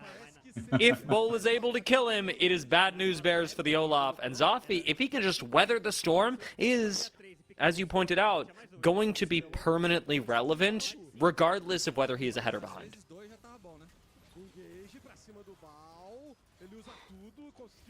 God, my stream froze. Okay, we're back. Thank goodness. And not a moment too soon. Damage just come down onto Bao. Traded very nicely back, though. Seos actually gets chewed through a little more than I thought he would. He'll be all right. So a couple decently big summoners blown. I mean, the Kled's getting blown in a Leona lane, in a Leona Jhin lane, just made of CC, is definitely could be tough to overcome. Peach, looking for the Raptors. Does not find them, but does get a ward down in that brush there. He'll just go right for that second Raptor spawn. Try to set Karaoke behind that little bit, but guess where Karaoke is? He's on Peach's Raptors. It's a good trade, and nice scout from Tiny to make sure that the Aatrox is spotted. Karaoke should be able to get out of this just fine, and will do. And for right now, things being pretty much even across the junglers, the one thing that is drawing my attention is the fact that Momochi roamed up, making this push in a little bit easier for Cody, who now gets an earlier and easier reset than Kaini will on the other side. And this is exactly why you draft an Ezreal in the early stages of the draft where he was picked, because you really don't have to worry about him at all. Bao, in theory, does not need babysitting. As a champion, he should be fine, and right now, he's definitely able to leverage that power that Ezreal has to let Momochi move through the map, get an advantage for the Rise, and ultimately make the game a whole lot easier for Fluxu, because even Karaoke's options are limited when two champions are roaming the map. Yeah, no, I agree. And, we'll see how much the roaming is kind of tempered, right? I mean, we've got changes, I think, that came through this week, right, to make it so that support roams, you get punished a little bit more. The catch-up XP isn't as much, right? The penalties start kicking in. Or rather, you stop being punished only at level 5 instead of only at level 3. So we'll see how much that actually dissuades things, right? Mages being in the bottom lane was kind of a part and parcel of that. But to your point, Dia, Ezreal kind of functions like that. He's been that champion that actually just allows your support to roam forever and ever. Amen. Ezreal Bard, Ezreal Braum. Now, Braum's not as much of a roamer, but, the Bard point still stands. We'll see how much these supports opt to just say, no, F this, I'm a Leona, I'm an Alistar, right? Where I actually don't need the levels to be super impactful. If I can hit one solar flare from afar, right? It's not like an enchanter where you need the levels to be much more effective, relatively speaking.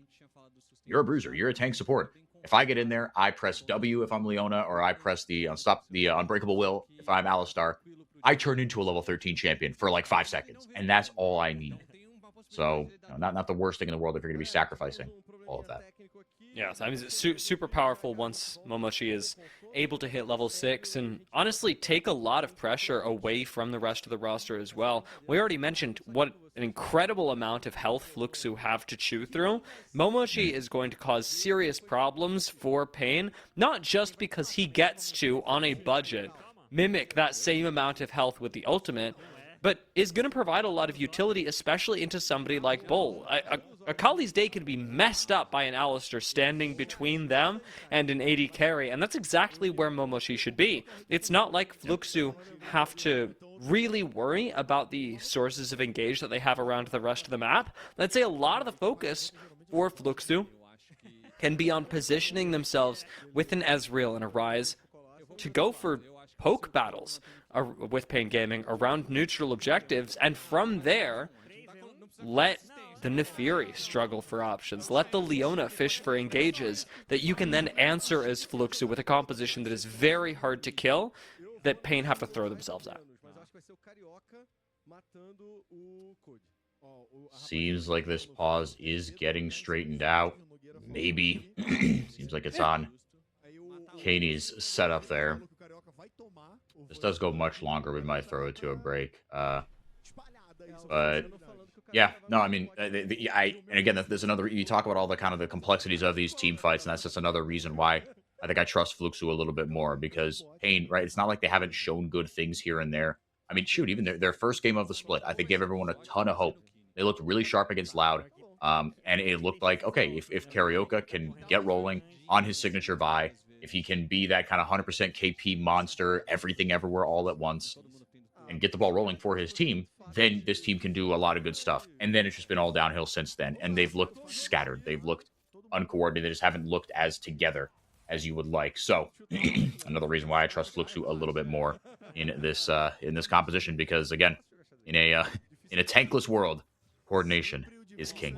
Peach, Umbral dash over the pit. Great route taken by him. Henna and Sales have absolutely no idea he's there. Just don't walk through the Jin traps, brother. Deadly Flourish goes down. That might be your window.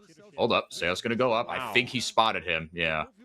The spidey senses went kind of crazy right there. I mean, Yeah. you can tell. Pain had literally zero vision there, and with level 6 hitting the top lane, there's never been a better time to kill Zothvi. Flash burned immediately. Ghost going to go with it, and even that doesn't save him. First blood goes to Bull exactly as he planned, and Zothvi couldn't do anything about it. Nope.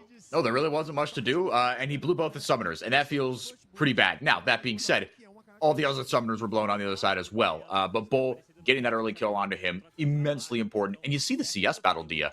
He's doing all right. He's up like 3-4 waves, and crashing this wave here is just going to set him further behind. Zothvi, no TP. Remember, on the Olaf, you don't usually run that TP, you run 2 combat sums, but Bull, 1 combat sum, 1 TP. Who needs flash when you're a Kali? Just repositioning yourself willy-nilly, as is.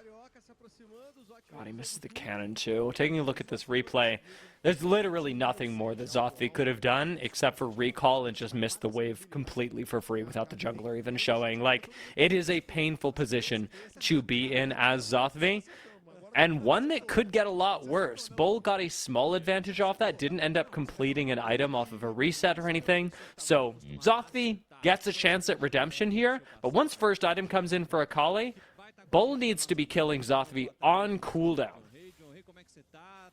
Yeah, hello, Dion Ray. Dion Ray now, still involved in the Brazilian scene somewhat, but also coaching in NA Tier 2, coaching Blue Otter, as they've got a relegation dogfight on their hands for the second split in a row. But yeah, Bull, once he gets that first item, like you said, looking like it's going to be the Gunblade, but no one else has kind of hit that break point just yet. Zothvi bounces back all right here. Now he goes back and takes a quick recall again, a second one after crashing that wave in. Bull will catch back up on the minion wave, but he'll get that Hex Drinker in, will Zothvi, and I think that's probably fair enough there.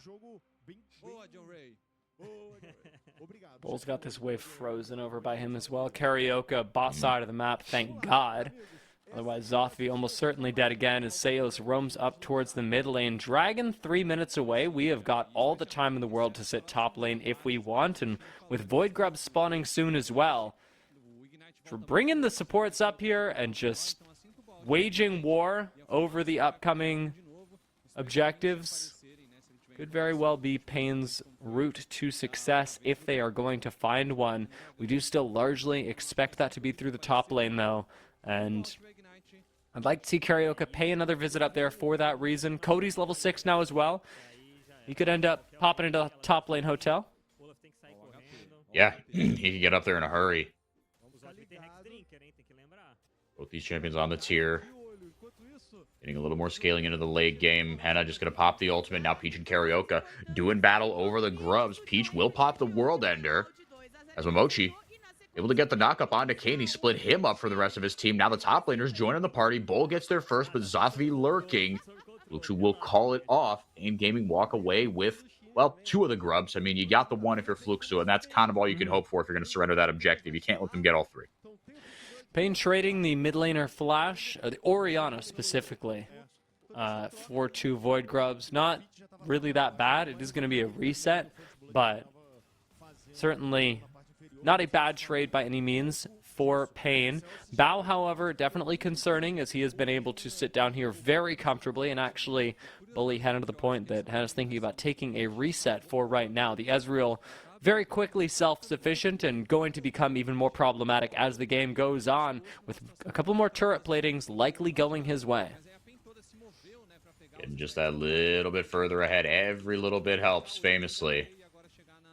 See what he's able to do with it. Again, Pain Gaming out to a solid lead so far, but this has never been the issue with Pain Gaming. It's been the coordination that comes a little bit later. And he may be in some trouble. Momochi able to get in, get the headbutt pulverize off. Peach will follow it up, and Kaney goes down. I think you're only saving, well, I was going to say you're only saving grace as you didn't use Flash there unnecessarily. That's because he didn't have it. So 1 for 1 is the scorecard. Yeah, I mean, really good recognition from Fluxo, and that's exactly the kind of play you were talking about in the pregame, about Fluxo being on the same page.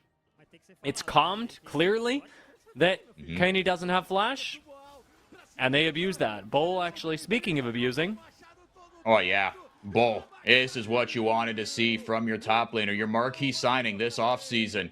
Maybe not the full-on savior, but certainly just a win condition to play through, and especially in this meta. Bull has been known for his flexibility. He's been known for being able to play top lane carries, or at least just not be on tank duty. Once that Ignite came down, he was a half item up, and Zothvi's Heck Drinker did nothing, basically.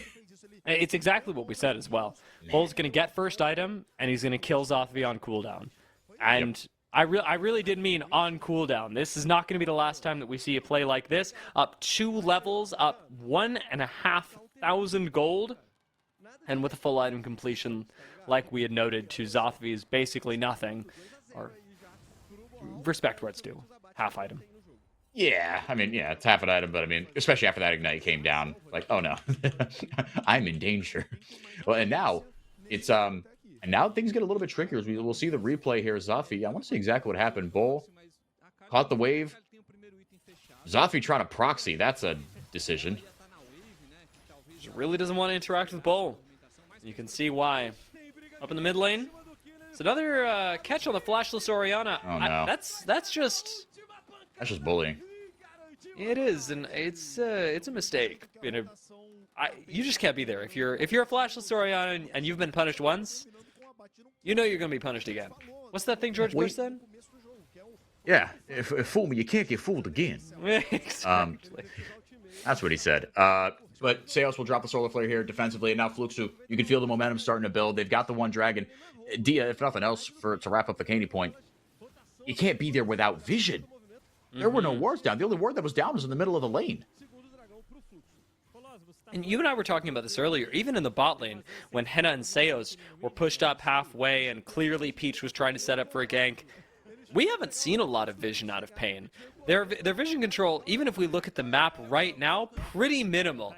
Their bodies are what are giving them the most vision. Karaoke, gonna see Zothvi underneath this tower. Level 11 for Bull. This should be another dead Olaf, but Momochi's in the area. Holy moly, Momochi with nice big CC. Now here comes Cody. He'll come up with the Realm War. Bull does get that third kill, but at what cost? A shutdown could be coming Fluxu's way. They collapse. They pounce onto Bull. The CC chain is deadly. Look at Momochi go, playing pinball with Bull. That's a third kill over to Fluxu. Respect to Bull for trying to teleport out of there. I get it. Look at the amount of people he was able to draw up. Appreciate it, and then go, okay, so is that a winning play for Pain? And no, it's not. It's not by a pretty wide margin. Bull getting ahead is huge. Zothby being irrelevant is huge. But the rest of Fluxu so clearly able and quickly able to deal with Bull once he has gassed himself out. And Bull's gonna be gassing himself out on the Akali no matter what we do.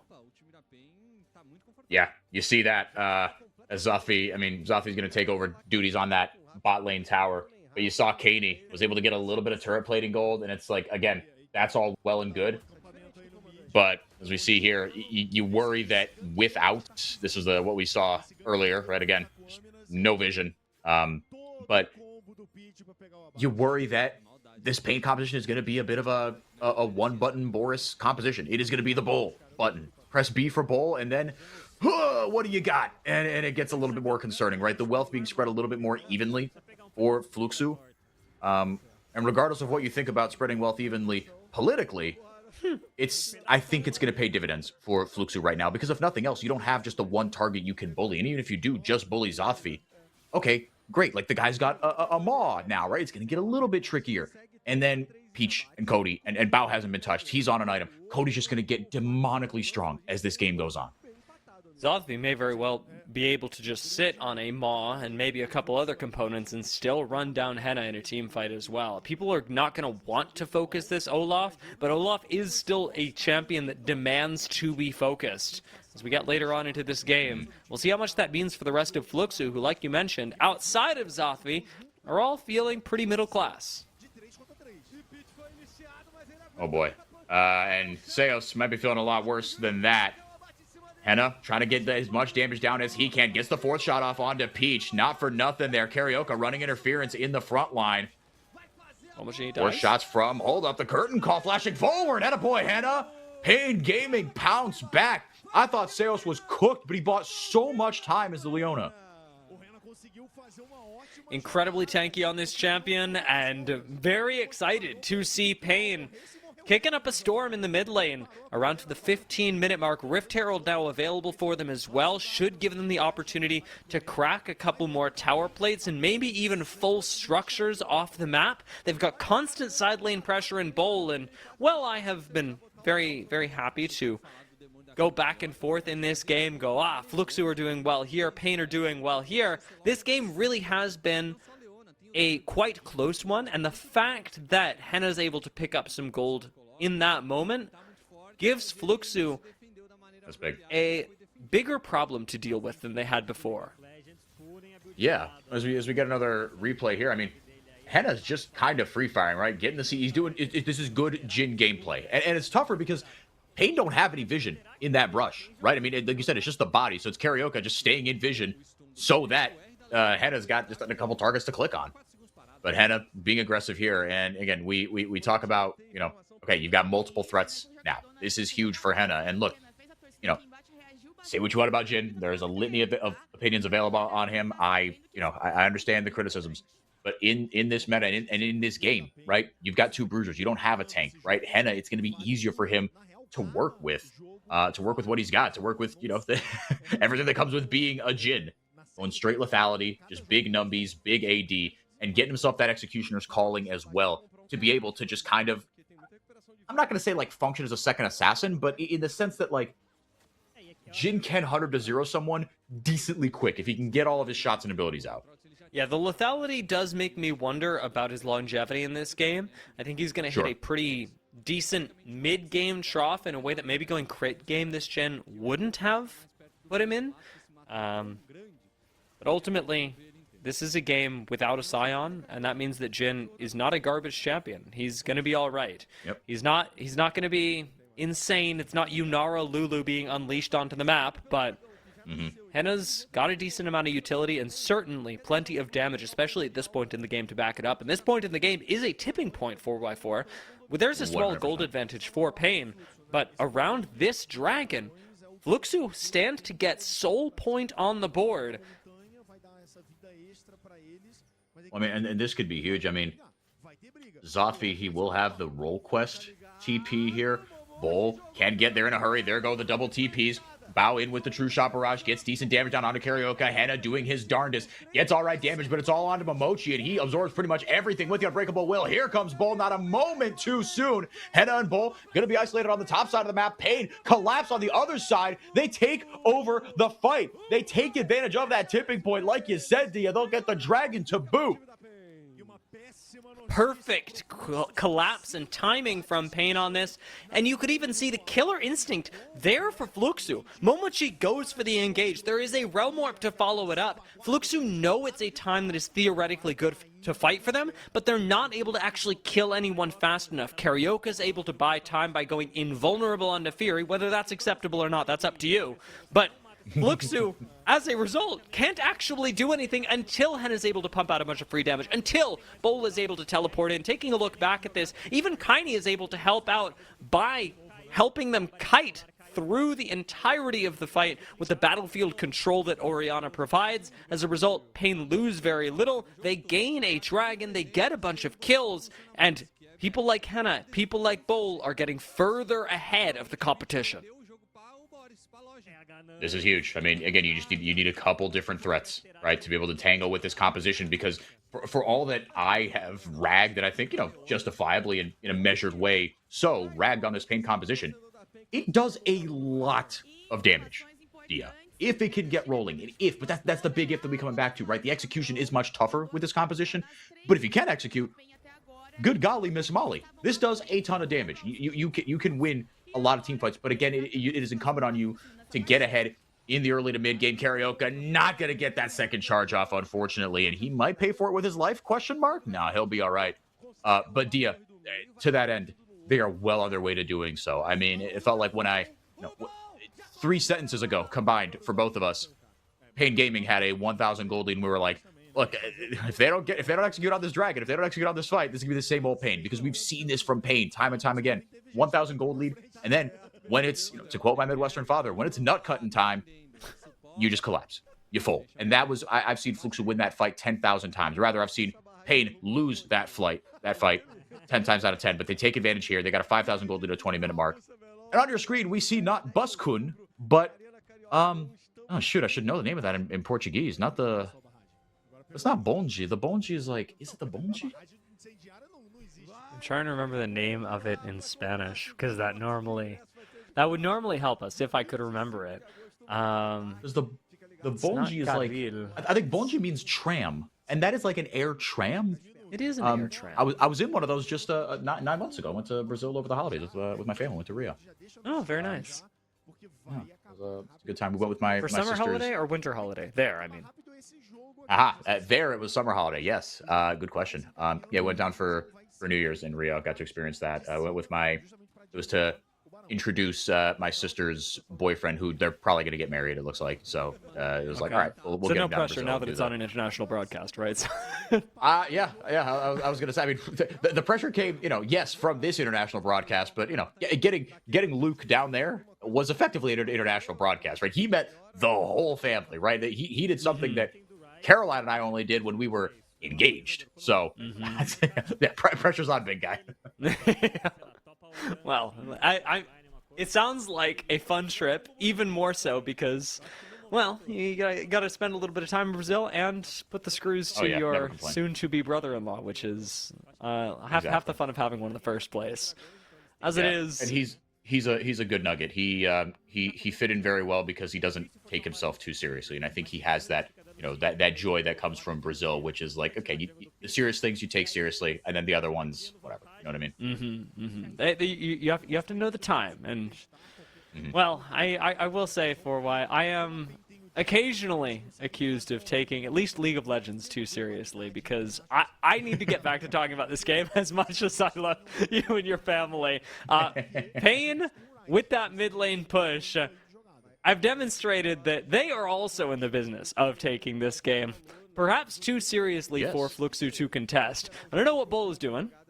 I don't know if this is a bit of fun or if this is going to be a bit of, oh god, this game is over. Because with Zothfi backing here, he's particularly vulnerable, not going to get caught. However, Momochi and Peach are on the bot side of the map. If they show bot, however, Baron's up. Yeah, this is all of a sudden there are consequences now to your actions. Also, I was right. It is the Bonjinho specifically. So we got Bus-kun beforehand on the broadcast. Now we have Bonjinho-kun, as they. I don't want to misgender the Bonjinho. Although I guess Bonjinho implies masculine, so we'll go with that for now. But shout out to Bonjinho-kun.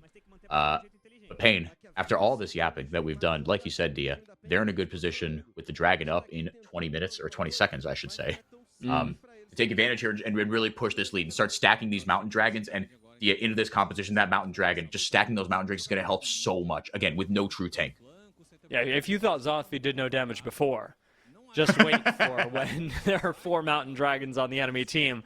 And he's 1 or 2 levels behind. As it is now, Bull just gets to play policeman around this dragon that Karaoke is getting to clean up. And for Fluxu, they've got to find some sort of creative way of getting back into this, and that is not it. Zothfi escaping from the shots right now is going to be finished off, and the rest of Pain actually showing up around this Baron should be able to stop it. Solar Flare connects onto 2. Should be able to stop it. Yeah, now with Bull coming in, you had to get them in there really quickly. Flukes do walk away with the Baron, but they might be dying for it, especially with Bull here, and he is looking huge. He is hungry. Make it 7 kills for the kid now. Man, Pain Gaming, I thought that was going to be the classic Pain throw. This is where the bar is for Pain Gaming in Split 2. They show up there with 2 bodies. I'm like, what are you doing? You don't have to do this. But with Bull showing up at the right time, and Karaoke said, all right, you guys are good up there? I'm going to continue what I was doing down here. Back on the dragon, Baron-less. Karaoke, ultimately, as a jungler, going to receive all the flame from the fans for losing that Baron, but it's a great call from Fluxu to go for the play in the first place. Finishing the Baron, I'm not sure was a great call. You know what? No. I'm in the color chair right now. I should be committal. That was a terrible call to try and finish the Baron. They get it, sure, but the loss is immense for Fluxu. Yeah, I mean, it was, Dia, you were calling for a creative way to get back into this game. And I think creative, yes. Way to get back into this game, I don't know about that. I'm on the same page here. Like, I really like that they went for it. And also, the jig was you had to take a swing. Yeah. Right now, they got a Baron power play, so we'll see what they're able to do with it. If there's a chance that they manage to take down some sort of, I don't know, 6 towers in a row, and I look the fool, but as it stands right now, the game state has not changed that much. What Fluxu have succeeded in is denying the Baron to Pain. What they have failed in is keeping Pain from accruing more gold, where Pain, in fact, have more map control, more gold than they had previously because of the additional kills that they were able to pick up, and the fact that as this game goes later, we've got more and more items piling. Bull's at 3 items right now, and Kaney, who may be about to get ganked, sitting at 2.5. Yeah, and I mean, sometimes the League of Legends is a complicated game as that shockwave goes off.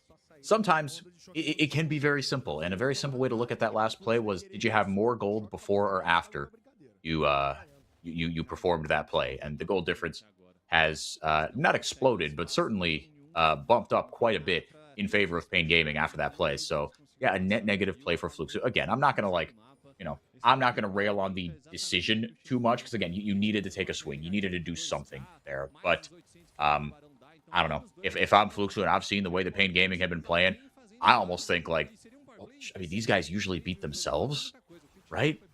Why don't we try that? But Pain Gaming, they smell blood in the water, and the Deadly Flourish will land onto Peach. As the World Ender is popped, he'll get some healing back. Anna is also on 3 items. You mentioned the 3 items for Bull. Those are 3 demonic items for the Akali. And then when that death cap comes in, I think it's just GG. Yeah, then it's over. Then nobody can stand in their way. Henna working on what I think is an IE as well. I think he's just leaving the Executioners where it is for the moment. Not the worst thing. It is going to take a little while to get there since he doesn't have a whole lot of inventory space to work with. But with one thing that Henna does have is time. Oh, and 3,500 gold in his favor. So those two things working together quite well.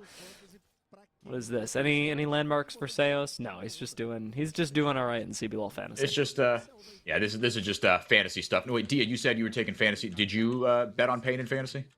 I did bet on Pain in fantasy. Although I was telling RMC that I have taken, I think, the wrong approach to picking what champions are going to be played. Yeah, I heard some of your rationale when I was just lurking in the call, but yeah. Yeah. So I might not come out on top of this split, but it's learning. You know, this is my second week playing. I came out all right. Are you having fun? I am having fun. I am having fun. Great. I think that's all that matters. Yeah. It's been good. I assume you took Fluxu here. Yeah, I did. I'm trying to think if I actually started any Fluxu players or if I went more for just the, whoever's playing against Leviathan thing, as Zothby will kiss the Rift goodnight. Karaoke with his first kill of the game. Karaoke quietly, really good game. Same KP as Bull. So this is what we wanted out of these two and out of the two assassins, out of the two heavy lifters. So, so far so good. I'm going to literally check on my other monitor if I started any of the Fluxu players. I don't think I did. No, I went full Furia and Shino. Are you not getting the diversity buff? No, I'm not. Okay. I'm definitely not. But okay, this is good for me to know, right? 'Cause, you're a good CBLOL fantasy enjoyer. So like, maybe I'm over prioing diversity buff. I think I might be under prioing it. I think we'll find out. So and to be fair, look, like you can have made a good investment. You might have just bought low on Pain Gaming here. Who knows? I think that's what Pain Gaming fans are hoping is the case, certainly about everybody.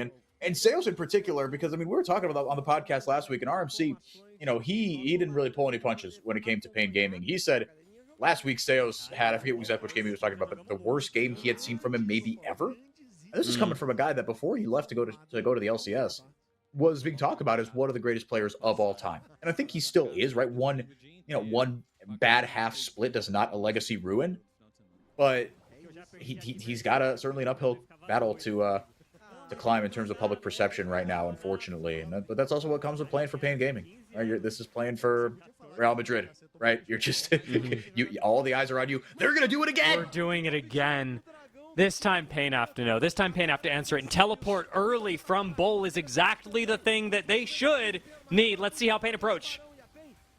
If at first you don't succeed, try and try again. Bull is isolated on the other side. He does get locked up here. This could be ugly, but enough interference is being run that maybe Bull can buy some time. The rest of Pain can buy some time for him. It's a 3 versus 1 on one side, and Bull, he's just surviving so long. Cody, again, he's tough to chew through, but he's going to buy even more time with the Zanyas. Cody has like 2 HP left. Immune to CC is top laner for Fluxu. He goes in. Zothby able to get a couple, but finally able to take down Bull. It was a messy team fight from Pain. It's 2 for 2, but the rest of Pain is much healthier than the remaining members of Fluxu, and that should be enough to call it off. They do not get the Baron. Zothby will go down, and again, the rest of Pain did their homework and elevated the floor so that this wasn't a complete disaster for them. That fight was like a little bit of pocket sand for everyone, but it ends up working out for Pain. A very, very messy fight indeed. Bull getting shut down there is a nice breath of hope for Fluxu, and I hope that breath of hope is enough to keep them with their monitors on until the end of this game, because after seeing the Baron go down right now, you gotta be feeling pretty disheartened. 10,000 gold, the lead for Pain Gaming, with 3 dragons, Soul 3 minutes away, and a Baron in their pockets. Surely. It's a tough game. Surely. As we talked about, it's a winnable game for Pain Gaming. This is what you got to do. And for Fluxu, actually, we'll get into the broad strokes a little bit later. Dia, this was not, this could have gone really poorly for Pain. I think their gold lead won them this fight, because this was not a pretty fight from them. No, and this should have gone much worse for Fluxu, but you can't get everything. I will say, impressed at how much time Bull was able to buy. That was it's exactly why you are going with Akali here. The fact that he's got a Zanyas now is going to make that all the more difficult, but a teleport and a realm warp from Fluxu, they want to try this fight again. Ooh. They're going to try it one more time. Kaney comes in with a big kill to start it off. Fluxu, they're just kind of throwing everything at the wall. Henna is going ballistic right now, and the gold lead looks like it might just win out. But now with the rest of the cavalry showing up, is this enough now? Hold on a second here, Dia. Hold on to your horses. TP coming in, or no, not even the TP coming in, but Bull will arrive. He'll take the scenic route, and with all those low health targets, they might not even need him, but boy, is it going to be fun when he shows up. It's a triple for Henna, assisted by Bull, of course. Pain Gaming. With these respawn timers, they might be able to end it right here. They've got Baron as well. That was a team fight too far for Fluxu. And the game likely going to end on this push. Pain Gaming in command of this, not from particularly early into the game, but we got late enough, and between Bowl and Henna, Pain were able to cross this finish line with ease. It is an ace completed with Momochi falling, and the Nexus, the last thing to go as always. Very well done by Pain. A little bit of an oopsie maybe in that team fight, but look, you ended up winning, and then that's why you take gold leads, so that you can put yourself in slightly more compromising positions and be all right. But look, they took care of business. They played to their win condition in the early game. This was very kind of just an unproblematic win for Pain Gaming. Really good stuff. Taking advantage of a couple of oopsies by Fluxu when they got a little desperate. Good stuff from Pain. Series isn't over yet, but a very promising start for I guess, new era for Pain. The post-Shiro era for the first time in 6 years without that man in the coaching staff ranks. They started off with a dub, Dia. Yeah, this is a funny moment for everyone, where we get to continue that the debate of was the coach the problem? I'm not picking sides here. I don't think he was, but it is a fun debate to have, and I'm not going to stop people from having it. I will say, Pain, really good game, of course. Fluxu, I liked. I am sad that they lost. I am happy that Pain won, so I'll take that. But Fluxu actually looked like I wish more teams looked when they were behind. They were not playing incredibly safe and waiting for Pain to mess up hugely. Fluxu actually went for things, like played the game of League of Legends and tried to catch Pain off guard. I like that way more than 90% of the League of Legends that I've watched this year. Yeah, no, and honestly, and into a Pain Gaming team that, again, in kind of mid-game team fights and coordination, they have not exactly covered themselves in glory. So if you could just try to force mistakes out of them, right? It's like, look, it's damned if you do, damned if you don't, right? If we stay here, do nothing, we're going to lose. But let's take some swings, right? And it can look a lot worse on the end scoreboard, right? But to your point, Dia, if you just look at the scoreboard and you say, oh my God, they got slaughtered, and like, okay, they kind of did, but it doesn't tell the whole story. To your point. Yeah, I have this discussion a lot elsewhere, so I wanted to bring it in here because I do think it's a really fun conversation. We're coming out of this game. MVP of this game for you? I mean, it's you do have a lot of options. I think realistically, it's between Bowl and Henna. Where would you go? Bull, I think he's the MVP for me because I think it was more important that he, kind of do what he could with what he was given, right? If Henna, like, that was much more important that you get that going early, right? Because if you can run more interference, right? If Henna gets going early, Bull's job is still tricky because all the attention is on him. But if Bull gets going early, the threat of a snowballing Akali, and especially given that the threat of a snowballing Akali came directly at the expense of putting the Olaf in the dirt, I think you got kind of double duty out of that in the early game, and that's what set the wheels in motion for me for Pain Gaming. So I would give it to Bull. I am actually this occurred to me, I can start a poll, so I'm gonna throw this up for our audience. Nice. Let us know who you thought Producer MVP, Dia. there we go, of this game was, because I get a kick out of hearing this, and we'll be able to talk about it once we get back from the break between games. Pain up 1-0 after the first game.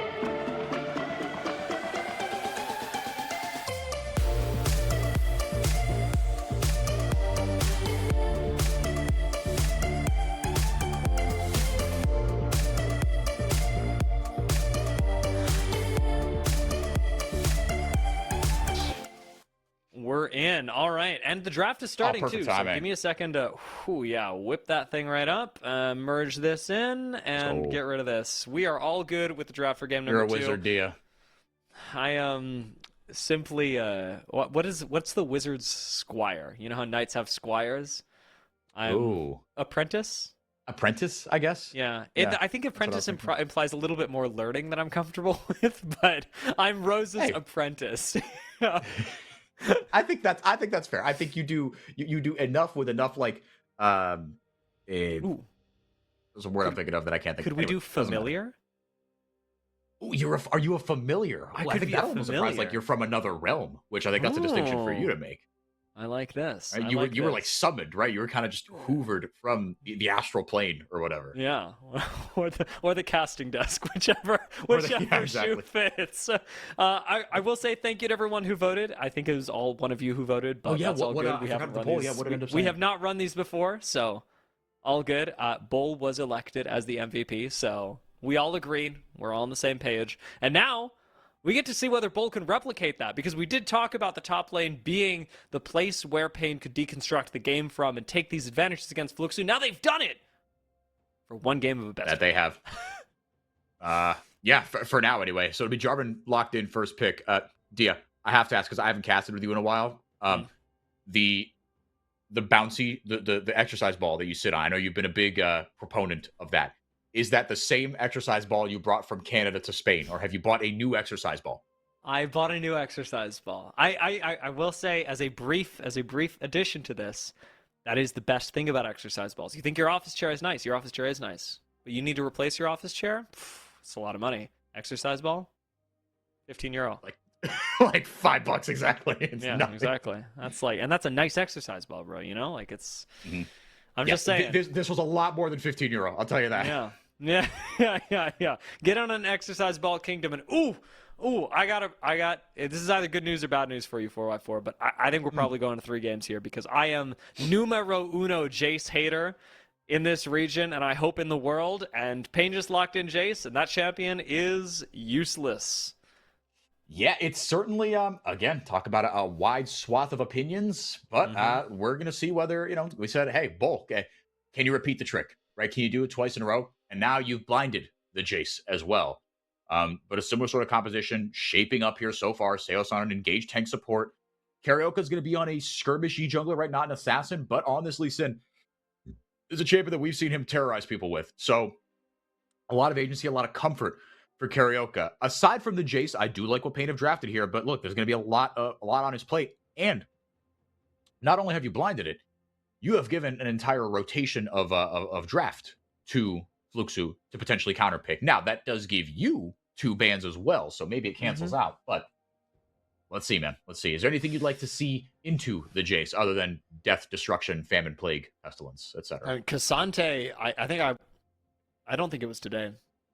It was maybe a couple days ago. Maybe it was today. Time flies when you're watching games of League of Legends. But I've seen a Cassante in extremely recent history. It was in CBLOL yesterday. I don't even know. Literally. Shino guys, did play it this morning. Yeah. I have seen Cassante destroy, obliterate Jace, and it was in CBLOL actually. Now that I'm thinking of it, and it was yesterday. So the whole thing around this champion is that you need to invest in it. Lee Sin Jace pretty good. I can see that being a nice way to invest in the top lane, sort of get this rhythm going between these two. But Cassante can and will, with no interruption, beat that champion to death with 2 sticks. Yeah, 2 Intofos. Oh yeah, my bad. I'm messing with you. Taking away the Yorick and the Yorick and the Rumble. Henna will be looking like he's on the Varus. Again, pretty simple to execute. The oh god, Dia's making a face. Explain What the are we face. doing? What Why? Big Why are poke. we picking Big Varus? poke cup. Like, what? We had such a good team fight in game 1. Everything was working so well. And Payne went, you know what we really want to play? The compositions with the biggest room for error possible. We had such a good time throwing our bodies at the enemy. We would like to just go, please punish my mispositioning while I do 300 damage on a good day. Like, they have to smurf this game. Am I overreacting? Maybe I'm overreacting. I think you're overreacting a bit, Okay. but where you're coming from, I agree with. I think there are those risks. Absolutely. Do not do Galley. Please just play Hoi. I beg, just play Hoi. They know. Okay, is this AP? Okay, no. Okay, LeBlanc is weird, but LeBlanc is like a champion. Yeah, I'm LeBlanc's not an as actual offended champion. by the LeBlanc. Yeah. Well, speaking of throwing your bodies, pardon me. Speaking of throwing your bodies to the champion, Kaney's gonna have to get real shifty with it. You've got 2 assassinatable targets. It is that Cassante for Zothby that again is just going to try to pound Bull into the dirt. Again, mispositioning is going to be very much punished. There is a lot of burst and a lot of pick in this composition for Fluxu. You can flag and drag Cataclysm someone and then just trap, headshot, stun Tibbers, everything. On top of that. So there's a lot of damage and a lot of burst potential in this composition for Fluxu. But for Payne Gaming, this composition does a ton of damage. But again, they had one good game last time. Congratulations. And I'm saying that like semi-sarcastically because I do want to give Payne their flowers, right, where they have earned them.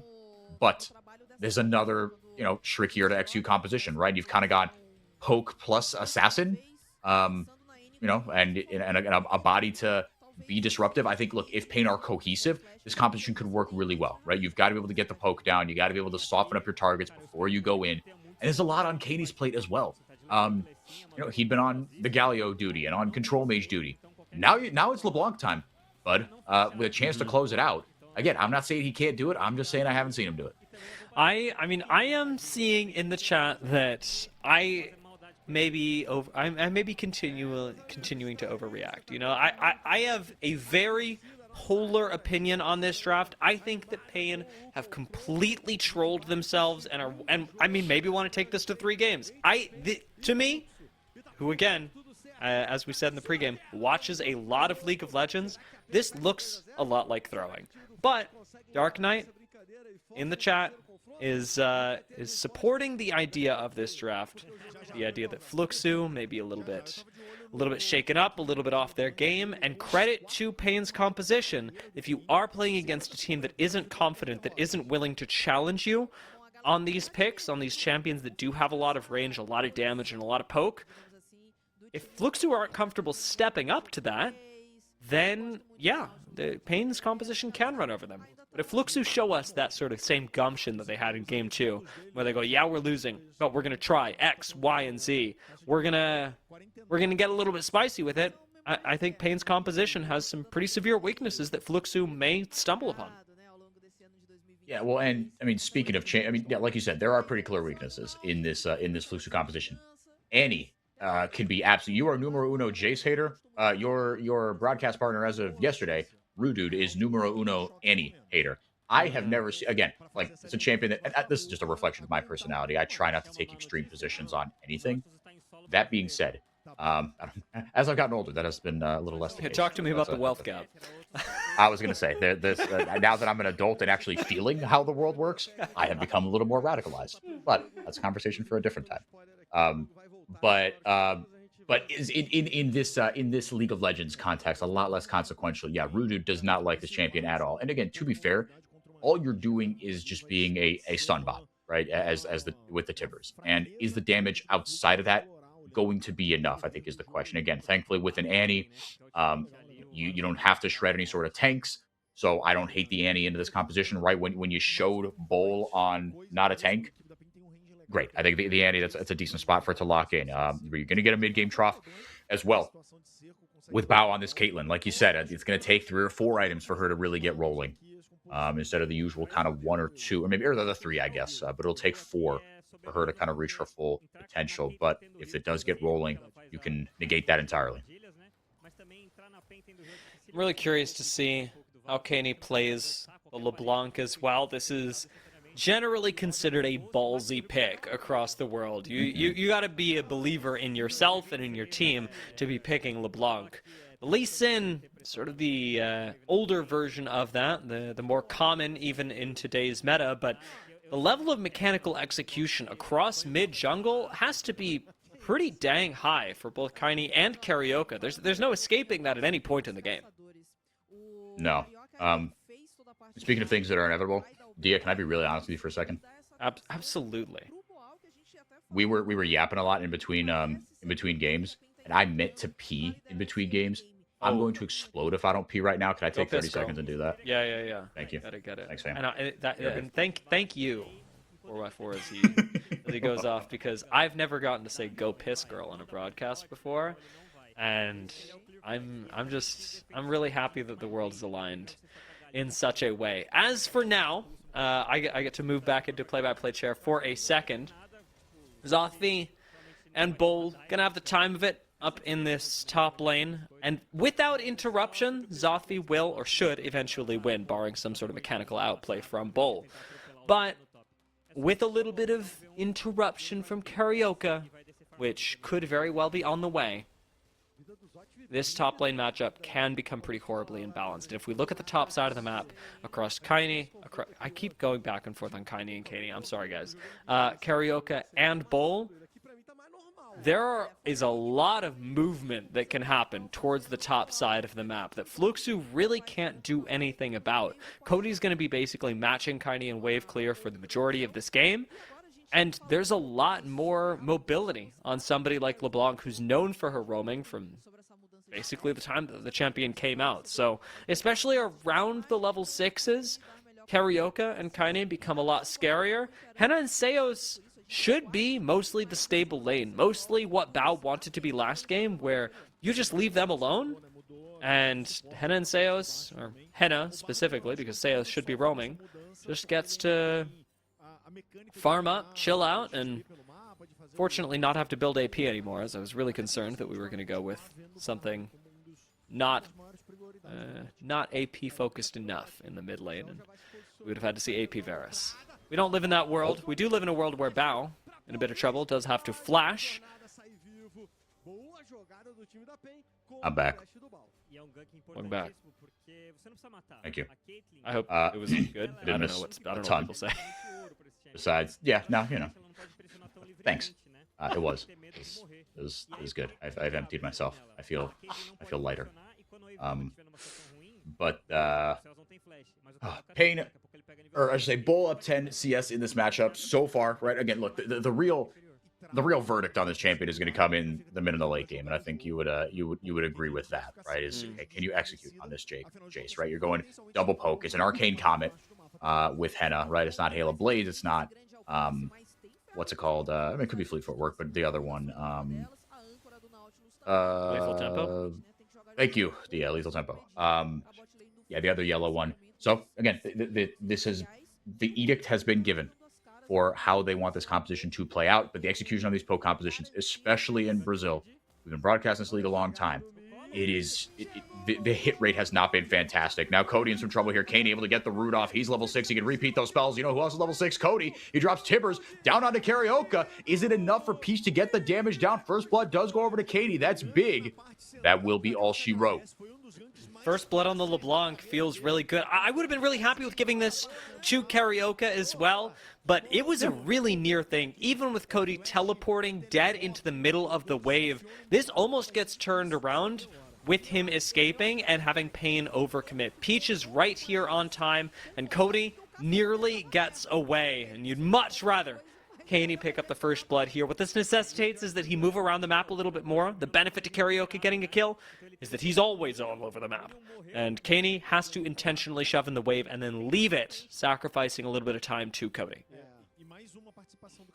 Yeah, and I think I was going to criticize Cody for flashing when it's like, look, you were probably toast anyway. You flashed from like absolute certain doom to still probable doom, but he almost got away. So I guess I can't rag on it too much. First dragon of the game, going to go over to Fluxu. Both teams playing on the same sides of the map as well.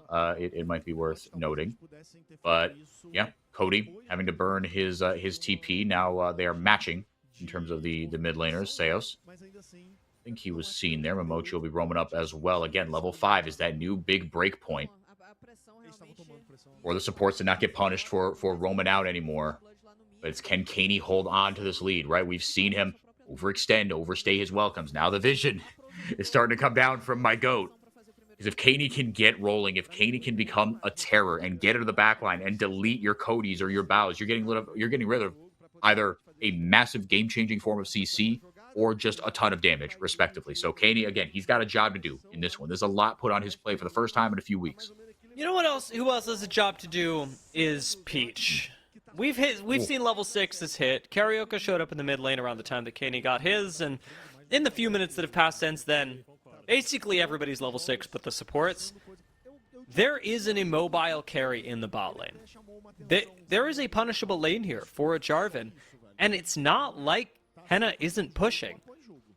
Jarvan should be showing up down here and trying to get Bao ahead, especially because Bao is the biggest and best source of damage that Fluxu are ever going to get. Yes. No, this is the condition, right? I mean, it's extremely important that you not only protect him, but just keep him in a place where he can overcome that mid-game trough and be a demon as this game goes on.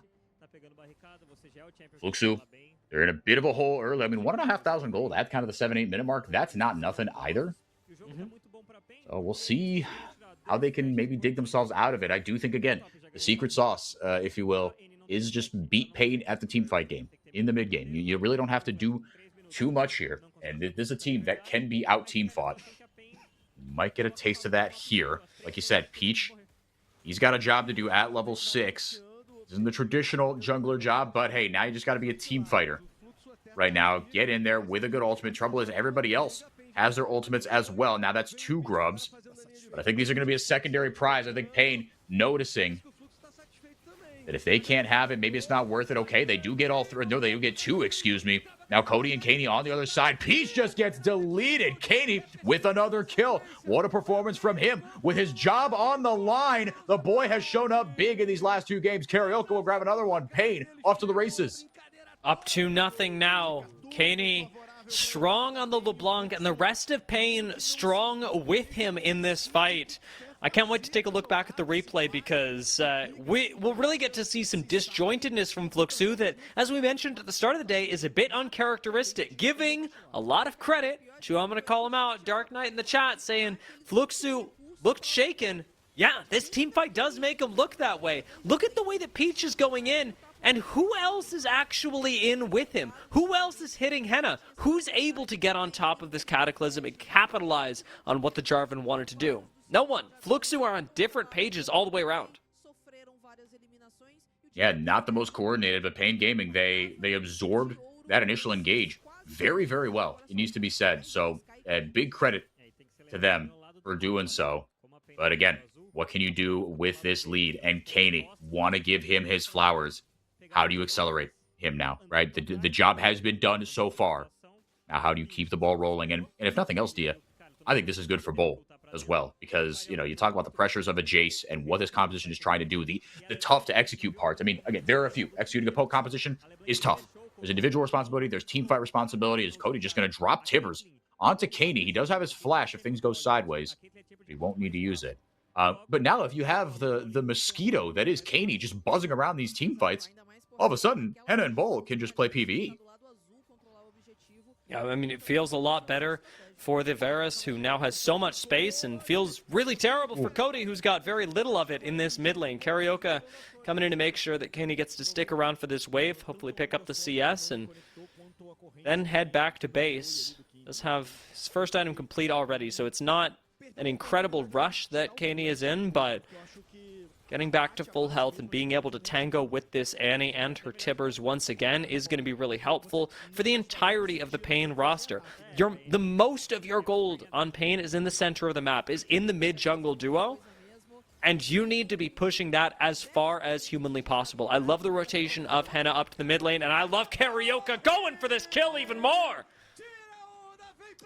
Karaoke turns back the clock. This is what you love to see. Going for that all in there and putting Cody again, just in the dirt. Look, this champion is still going to be, look, if you can get a big Tibber stun off, right? Sort of like the Orianna. If you can hit the big shockwave, all is forgiven. If you can hit a big Tibber stun, all is forgiven. But you are going to be set so far behind. And again, if Pain can be the first ones to the fight, if they can execute their poke, if they can be the aggressors and keep Fluxo on the back foot, they should play itself out all right. Or Pain Gaming, Dia, they are in a fantastic spot. I mean, the way we're talking about Fluxo, and I think rightfully so up until this point, was as, look, this team might not win the title, but they are going to be a tough nut to crack, right? They should be a team that you look on the schedule, you say, damn, we got to play Fluxo today. Oh, that's so annoying. And right now, Pain Gaming are through a game and a third. They have been the better squad. And again, I'll said it once, I'll say it again. The CBLOL is better, regardless of what you think about Pain Gaming. The CBLOL is better when Pain are better. Holy moly, that is a crazy time to go to a pro view. I don't think anything would have happened, but we get to see Carioca put on a clinic. Oh, that's gorgeous. Blind cube over the wall, RPing the Lee Sin, and locked cam 2. We come back to live, and Peach, will you do the honors? Yeah, he's dead. Peach says good night. Cody said good night before that as well. He died for the 4th time in the game. And now, Dia, Carioca has got himself 4 kills. And again, 100% KP from Carioca. This is the way. This has always been the way. But this is the way for Pain Gaming. This is the actualized, the platonic ideal of Pain Gaming. And it allows Bull and Henna to take over when their number is called. So we'll get a replay of what happened here. They thought they were going to dive Henna right here. Ooh, the ult combination there, maybe a little bit of anti-synergy. Actually, I mean, to be fair, they do get Henna, but I think it was just a good collapse by Pain. Nice stopwatch burn by Henna as well. It clearly catching the rest of Fluxo off guard and letting everybody else move in to capitalize on it. The rest of Pain, honestly, moving across the map was their strength, or we knew was going to be their strength the later we got into this game. When you're picking things like Lee Sin and LeBlanc, you're going to be everywhere. But Carioca has been pretty quick on the draw in these games. Has not been second to the play. Oftentimes is the ones, or is part of the party that is starting these things off. But in this particular case, catching up to Peach cost him very little time.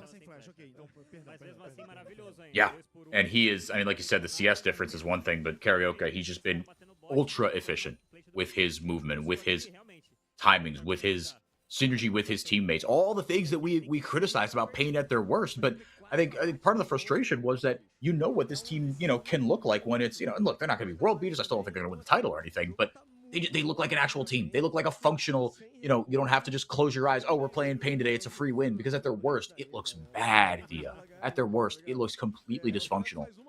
But at its best, you are a competent League of Legends team. And given where Pain Gaming has been in the last year and change, functional League of Legends team, unfortunately, is a noble goal to aspire to. Yeah, I mean, it's a title they will be happy to reclaim at long last. Peach with a nice flank for Fluxo, trying to make the most of a bad situation, and we have not criticized a lack of creativity from Fluxo. They have, if anything, been very creative, and they're getting so once again. Oh, Lee. Seo's caught on the wrong side of the train tracks. I think just a couple of unfortunate button presses there as Seos went over the wall. Carioca booted Peach out of his own ult, I think, maybe. I don't exactly know what went on there. But either way, they do grab themselves 1 kill back. Peach on an item and a half. Bull looking for the all-in there on Zoffy. Zoffy could turn this around. Gets the unstoppable down. Bull with a couple more autos. It will not be enough unless you can hit 1 accelerated shock blast. Do you have the mana? You got the mana for maybe 1 of those. But now the rest of Pain Gaming coming up. Maybe smelling blood in the water of, ooh, this could actually be fun if we can get Zoffy. Katie going forward. And again, it's simply not enough. Zoffy is just too thick. My brain did an instant scan. Despite having watched the whole game up until now, including the draft, I went, okay, is there an Ezreal? Is there an Ashe? Is there a Jinx? Like, it's an instinctive thing that happens when you drop that low. Pain, do not pick up the kill, but the Rift Herald, a worthy prize, and Bull exerting some pressure on his own in the side lane. Credit to him, is not something that I thought would happen in a vacuum. Zoffy has basically been allowed to scale with the standard amount of pressure that a Jace outputs, but nothing special. And Bull, in that moment, becomes something lightly special. Almost taking out Zoffy. Actually quite good if he's able to replicate that, if he's able to continue that, amazing. If he's not, I'm not sold on the champion, but it's definitely not, at this moment, holding Pain back. Nope. And again, lofty goals to aspire to. Lofty in air quotes there. That is something that Pain can be happy right home on their resume. Yeah, right now it's 0-0-0 for both these top laners, unfortunately. But Bull, once you get that Muramana, or that Mana Moon, I should say, completely actualized, then things can start to get a little more fun. I think those two, and then once you get that Cyrilda's, then the party really starts. That's that fantastic 3-item spike for Jace, but the 2-item spike is not bad either. Like you said, Bull, exerting enough pressure in the side lanes, enough of a kill threat. Look, if you do misplay, I do have the damage right now. Like I said, it's only going to get messier. If you're going into this Jace, nice Tempered Fate will buy a little bit of time. Even better. Carioca sniffed it out. Oh. He'll do a lap. You hate to see it. Almost able to drift there sideways. But I think if you can take this tower down, then Shelly should be able to get maybe a charge off. Now she's going in enemy territory. It's not going to be enough. But either way, the mid lane tier 1 went down, and that was the objective all along. So you're happy with that. Both going to take a bite out of that bottom lane tier 1 as well. So 2 towers to 0 now for Pain as they start to open the map up before this dragon. The third one in the top lane, only at, what was it, 160 HP? Very little. There's some serious standing gold for Pain to collect. This dragon means that they haven't been able to spend it yet. Oh man, Cody with the stun over the wall. They get onto Kaney. Gonna drop the clone out. Timber's gonna follow him. And they're trying to do what he can into the big flaming bear. Now the flash forward. Cody gets the CC down. Where's the follow-up? There it is. Zothby going forward as well. Sails barely survives. Pops the dredge line down. Katie trying to get something done, but he's got to be careful. He's playing with fire a little bit. Bull, bit of a nothing in this fight, but it was a little scattered. I don't put that on him. The dragon will get back to where he came from. And after all that, the minions take care of that top lane tier 1. Top lane tower falling without anybody near it. Technically, you know, not ideal. Would have liked to see Pain up there to collect it themselves, but a little bit of extra gold still going to go into their pockets. The dragon looks like it'll go their way as well. And most importantly, they all get to back and spend some of this hard-earned gold immediately after the dragon has come through. Kaney up on 2 items right now. Cody sitting on his 1. Really important comparison in the mid lane is Kaney is making that item differential felt. Yeah. Yeah, well said. It's one thing to have the item differential. It's another thing to feel it. It's sort of like relationships, right? It's one thing to, and very important to, love and respect those in your life. But if they don't feel loved and respected, there might be some extra work to do. And that is an important part of the equation as well. You got to make it felt. Kaney certainly doing his job to do that. All that flat pen on what he's doing there. 6 stacks on the Medjais as well. Again, quietly just a really good game for him. And this mid jungle, it needs to be the engine in the early game for Pain Gaming. We haven't seen kind of the, maybe we haven't, I just kind of forgotten it. Like I said, I think this is actually the first, maybe second Pain game I've casted this split, or Pain series, I should say. But it just makes Henna and Bull's job so much easier. But you've seen that you can play through Bull. You can now, again, with small sample size alert, you can play through the mid jungle. And that's all you want in life is options. You got some nice reflections into life, happiness, and League of Legends, all wrapped up into one succinct little pile in this game. And 4x4, I think that Fluxu might be looking at taking you on his staff after this game for a little bit of consultation, because this series has looked nothing short of tilting, and they're certainly going to need it. So far, 20 minutes into the game, Baron has just come up, and Pain very clearly playing around it with some serious vision control in the top side jungle, something we did not see from them last game. We were critical of Pain's vision control, even in the mid game, and now, having actually laid down some aggressive wards, Kaney gets to see this gank coming. What's he going to do about it? He is helped out there by Sails. The rest of the damage of the CC comes up from Henna. It was a point-blank Chains of Corruption. And now the TP coming in from Bull means that Peach is going to try to cataclysm himself out of trouble. Cody, he's if Rudude were watching right now, he'd be turning over in his not grave, just seeing what little Cody was able to do there. To be fair, I don't think that was an Annie problem as much as a goal difference problem. But it's all gone sideways for Fluxu. Dia, it's exactly what you said. This has looked like a tilter for Fluxu, and it's just like, when you're tilted, you just keep throwing stuff at the wall. Nothing seems to be working. And even the good stuff you do, like going all in to try to break the map open with a mid lane tier 1, might go sideways if Pain are able to punish here. The tower might not even go down. Kaney going over the wall. Bow, fearing for his life. Oh, by the way, the Baron is going down. They don't even get the mid lane tower for this? it's all bad. That It's all is bad, dude. bad to worse. The 6,000 gold lead exploding now as the Baron gets picked up, and we are going to see it continue to expand. Reminder, all of the tier 1s are already down. We'll take a replay and look at how this happened. Kaney, to be honest, this comes down to him just having a metric ton of damage to lay on top of the Michelin Man. It's exactly that. Yeah, he's just way too far ahead. Again, it's a ton of flat pen. I think that next item is going to be, I mean, it could be a death cap. It could be, I mean, a void staff. Yeah, void staff isn't. You don't go like double flat pen and then percent pen. That's kind of weird. I mean, I don't. Maybe it's not. Maybe I just don't know ball. But I think it's just going to be a death cap next or shadow flame. No, it's shadow flame third. Shadow flame is there good. You go. There's your kind of your flat pen upfront damage trifecta. And I think flat. Yeah, the flat pen or bleh. Wow, too many terms. Shadow Flame is Hex Tech Alternator and Needlessly Large Rod, I believe. So there's that first tower of the game for Fluxu. But meanwhile, again, you're losing just as much with the Baron buff. Even more so, doing it very efficiently. Arcane Gaming, Seos bodyguarding up front. Bull is level 16. He's got himself those 2 all-important items. He's on 2.5, in fact. I mean, he's just mountains ahead of Zothie right now. Yeah, I mean, very comfortable on the Jace, and granted, it's one of the reasons you pick Jace. He's going to have a very comfortable laning phase. He's going to chill out for a little while. We never really got to see Zothvi take a 1v1 with him outside of that one moment where Bull did almost solo kill him.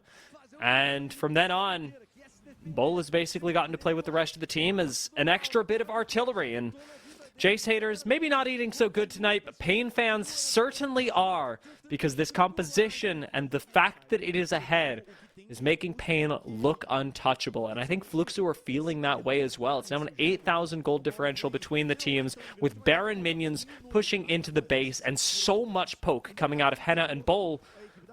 Fluxu don't have options. They can send Peach forward to die. They can Tempered Fate to stall, but their Annie does no damage. Bao is in the middle of his mid-game trough, even as small as it may be in this last couple seasons of League of Legends. What do? They can't win the fight, and they can't not take one. Yeah, I mean, they just gotta sit there and turtle and hope that this composition doesn't do exactly the thing that it is set out to do, which is to siege and to be artillery and to fire away from a long range away. Peach committing forward. Maybe not committing. Chains of Corruption finds absolutely nothing, but a lot of damage coming through from Henna. He takes half the health bar of Zothvi, half the health bar of Cody as well. And now Zothvi actually getting decent CC down. Pain in a little bit of trouble here as Seos will not eat the ace in the hole. But Pain, they don't get the inhibitor. And off the Baron push, Dia, you'd like to at least get one inhibitor. So Pain, look, they're still all right. They're still up 9,000 gold to 25 minutes. This is far from, the end of the world, but not what they came for. Yeah, I mean, you can tell the Pain are feeling good because while we were talking about the itemization earlier, we knew that it was likely that Kenny was going for Shadow Flame because it's cheaper and it's good value for your money, and it still builds out a pretty expensive components. With this gold graph, he's going for a death cap. He bought the second needlessly large rod, and it is in fact needless. Pain, despite not getting the inhibitor, are feeling so confident as to be splurging with their items, and at this point in the game, you can't really blame them. No, and look, whether it was Shadow Flame or the double NLR into the death cap, it's like we said, it's just this is just gravy at this point. The bottom line is Kane is still going to do a ton of damage, and now Bull with the Cyclo Sword, third item, feeling really good about his damage output as well. Everybody's on 3 items, more or less. So Pain going to take another crack at sieging in this top lane here with Kaney assigned to the mid lane. It's a 3-2 split, or maybe it's a 4-1, 3-1-1 with Karaoke just kind of being a roamer, a hover. Not to trigger Pain fans, sorry, roamer alert. But they'll be able to get the one. Yeah, no Baron buff either, Dia. But again, with this composition, what they're able to do, ouch, they should be all right here. I think this is just a stall and make sure you're in a good position when the Baron comes up. And we've got Soul in a couple minutes as well. It's not a huge power spike for Pain. With this game state, though, Fluxu are afforded an important opportunity to get a little bit more gold themselves. Yeah, Karaoke's in their jungle, and that's all being taken away.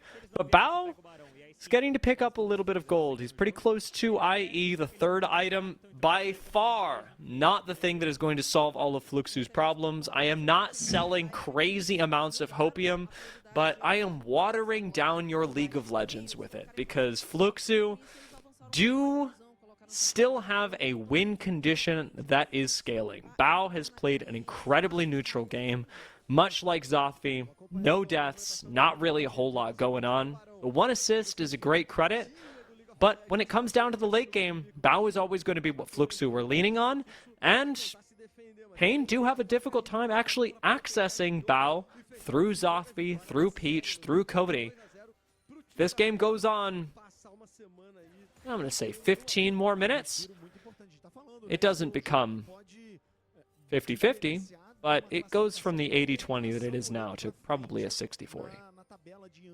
Yeah, well, no, I mean, if nothing else, to your point, if this game goes 15 more minutes, Pain, I mean, this will be a pretty epic collapse, because there's no reason this game should go on even another 10, right? Yeah. Right now, you dot your I's, you cross your T's. If you can't get a good push onto the Baron side of things, you've got Soul coming up right now. Now, you don't want to, you've got to get one or the other. And right now, you see the Baron being started up here. And now this is where, again, this is where poke competitions can get a little tricky. Is, okay, do you kind of turtle and, just kind of lay down a siege and point your damage outward, or do you point your damage inward at the Baron? And it looks like they're opting for the former. Zothvi being taken to about 2/3 of his HP. Cody being taken low as well. It's just Carioca and Bull. Should be enough damage to mop it up. Baron going down slowly, but for two people, this is not bad work if you can get it.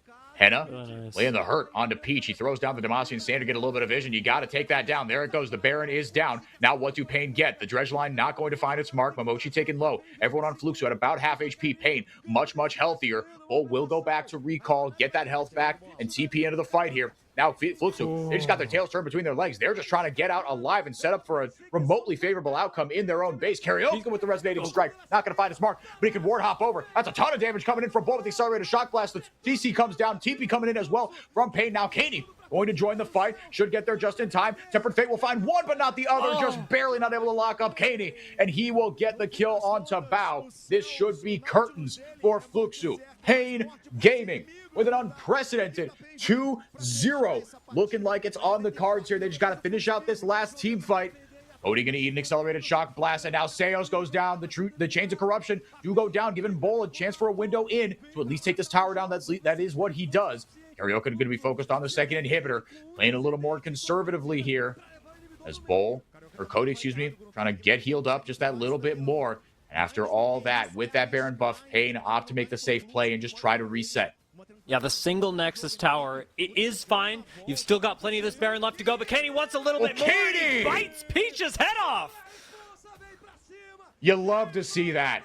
That is awesome stuff from Kaney. The type of risk that if it didn't work out, oh boy, there would have been hell to pay on the twitter.com. But luckily, it did work out, and we all get to be happy for him. 10-stack Medjaz for the boy as well. Yeah, I mean, it does feel a little bit weird to bring the outside of CBLOL, break the immersion if this is just League of Legends, but Kaney's playing like a guy who knows his job is on the line. He is playing as aggressively as he possibly can on this LeBlanc, especially given the Ori game that went all right, but by no means was excellent from him. This LeBlanc game has certainly leveled things up for him in the eyes of us, the broadcasters, and hopefully the fans, and even more hopefully for him, the management. 4-0-5 and instrumental in the win on this LeBlanc. Karaoke, well, he's not playing like he's got his job on the line. Karaoke knows where he's sat, but he's having fun. He's playing like Karaoke does.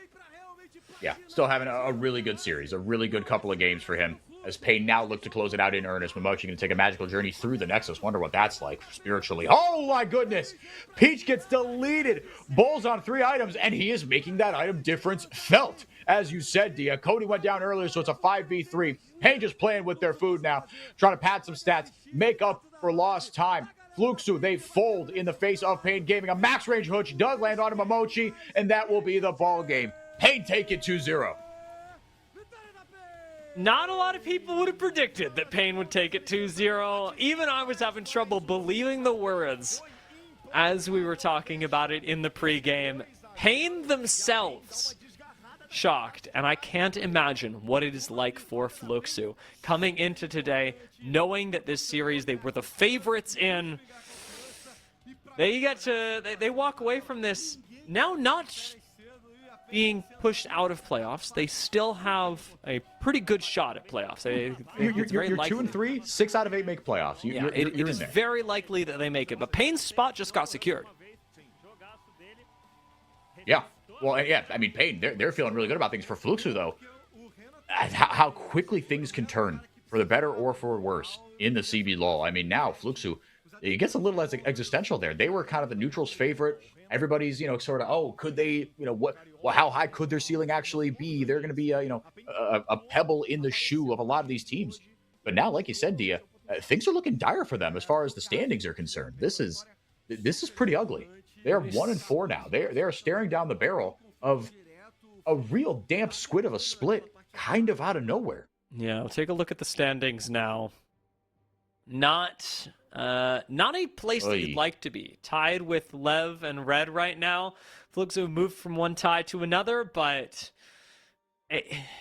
it's not that I'm worried about Fluxu. I think that Fluxu are definitively better than both of these teams at the moment. But yeah, I mean, I think so too. But I thought they were definitively better than Payne Gaming, and then they just got 2-0'd. Right, that's my concern. That is also true. A worrying spot for Fluxu, for their fans, and a breath of relief for Payne Gaming fans who looked not just a lot better today, but hopefully are looking like they can continue that. I wouldn't say... I wouldn't make any huge claims about the future right now. No. We've seen Payne have ups. We've seen Payne have downs. I didn't feel like this series made me go, wow, they really figured something out. This did look like Payne had a couple advantages, turned them into bigger ones, and won the game, and that's all. It's not fancy League of Legends. It's not a crazy new take on the game, but especially given the switch-up that we had seen, the fact that they did end up losing their coach, coming into this week with a lot of doubt surrounding them, a team that already wasn't performing well. This is huge. Yeah, no, this is absolutely huge. If nothing else, it keeps the wolves off your back, and it keeps Katie in a job for now. I mean, you with Namiru there, I understand. He's a talent, but Namiru has gotten his shot, and he didn't look great when he was called upon. Unfortunately, again, it was a long time ago. A lot can change between then and now. I'm sure a lot has, but point is. Now, Katie, after this series, you can't sub the kid out, right? And he did it against Cody, too. I think that's something we didn't really talk about. Cody, we consistently and rightfully praised as a top half mid laner at worst. But at times it was like, again, mostly because the mid lane pool in Brazil is pretty weak. It was like, is Cody just the best mid laner in CBLOL? And at the beginning of last split, beginning of this split, you could have made a case for that. So he did it against a guy who we have really glazed over the last, split, essentially. Mm-hmm. Yeah, I mean, Cody has looked like a rock for Fluxu, and that rock was more of a pebble today. I mean, I wouldn't say that his performances were super inconsistent. It's not like he was throwing the games. Cody was not the weak point. And he certainly, even in Game 2, on an Annie who was getting ganked and not having an impact, looked better than the first couple of minutes of Kaney's Oriana game, where he was getting, like... chain ganked, flashless lay, like no vision, just looked so much worse. Yeah, but like Cody was solid. He was a solid performer for Fluxu. He did okay. It's just, I mean, I don't know what I don't think that you can remove all blame from Cody just because he was put on Annie. No, he carries some of it. Yeah. Being put on Annie does hurt him in a way that I think makes it a little bit unfair to completely judge him for this series as well. Yeah, I think that's spot on. I think you're right to say that. But hey, now let's get the. Looking ahead to next week, going to be very interesting. I kind of sprung this on you here. I apologize. Loud and Los have locked playoffs next week. Talking about these teams. So Payne, they get to go against FourY4. Have fun with that. Fluxu against Red Canids. That's that's match of the week, right? Because that is the two teams that did not think they would be here, and all of a sudden they go, "Oh God, is that Leviathan next to us? This isn't where. No. This isn't what I signed up for." And for both these teams, it's going to be a reckoning. And for the loser of that game, your split's probably over. Yeah, I mean, I think that if I had to pick a match for each day, it would definitely be the Red Fluxo match because, like you talked about, the stakes are so high, especially given the fact that playoffs are just around the corner for these teams, that you actually can't miss that match. I mean, Los Loud is going to be exciting. It's really a fight for the top. Yeah, top of the table.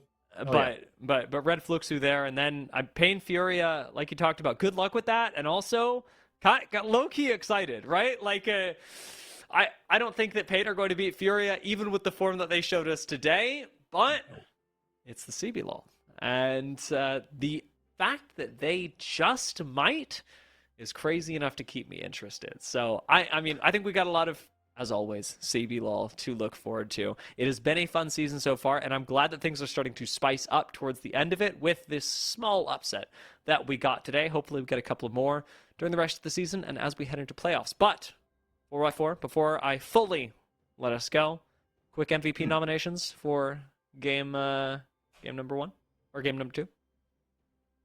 I mean, Karaoke was pretty great. I mean, it's either Karaoke or Kaney. I'll give it to Kaney just because I mean I think the pressure he created, he was the main character. Yes, he got a lot of help from Karaoke, obviously, but you know, the MVP is the mid jungle. But I think Kaney, with the responsibility that he was given on the LeBlanc and what he was able to do, the amount of scrutiny and pressure he was facing internally and externally, I'll give him that. And look, if this is the peak for Kaney, he got an MVP from FourY4, and I think that's, you know, maybe don't put it on your resume, but you always remember that fondly. Yeah, no, I think you're right. Like, he may not have performed like far and away way better than Karaoke in this match. Without either of them, the team suffers a significant loss here. But given the floor for Kaney in this match, that's a pretty big delta. I'm right there with you. Very exciting series for Kaney fans, for Pain fans, and for Fluxo fans. Maybe not so exciting as it is a wake-up call towards the end of the split that they are not as safe as once thought coming into this split. Thank you so much, FourY4, for joining. Thank you, everyone, for watching today. And we will see you next weekend with even more CBLOL. We are going to say hello to the people on LCS if they're live. I assume they are. I only watch the best regions in the world, and CBLOL is at the top of that list. So we'll find out, and if we do raid them, go say hello. Be nice to them. Don't do anything that'll get us reported. All right. Love you. Bye.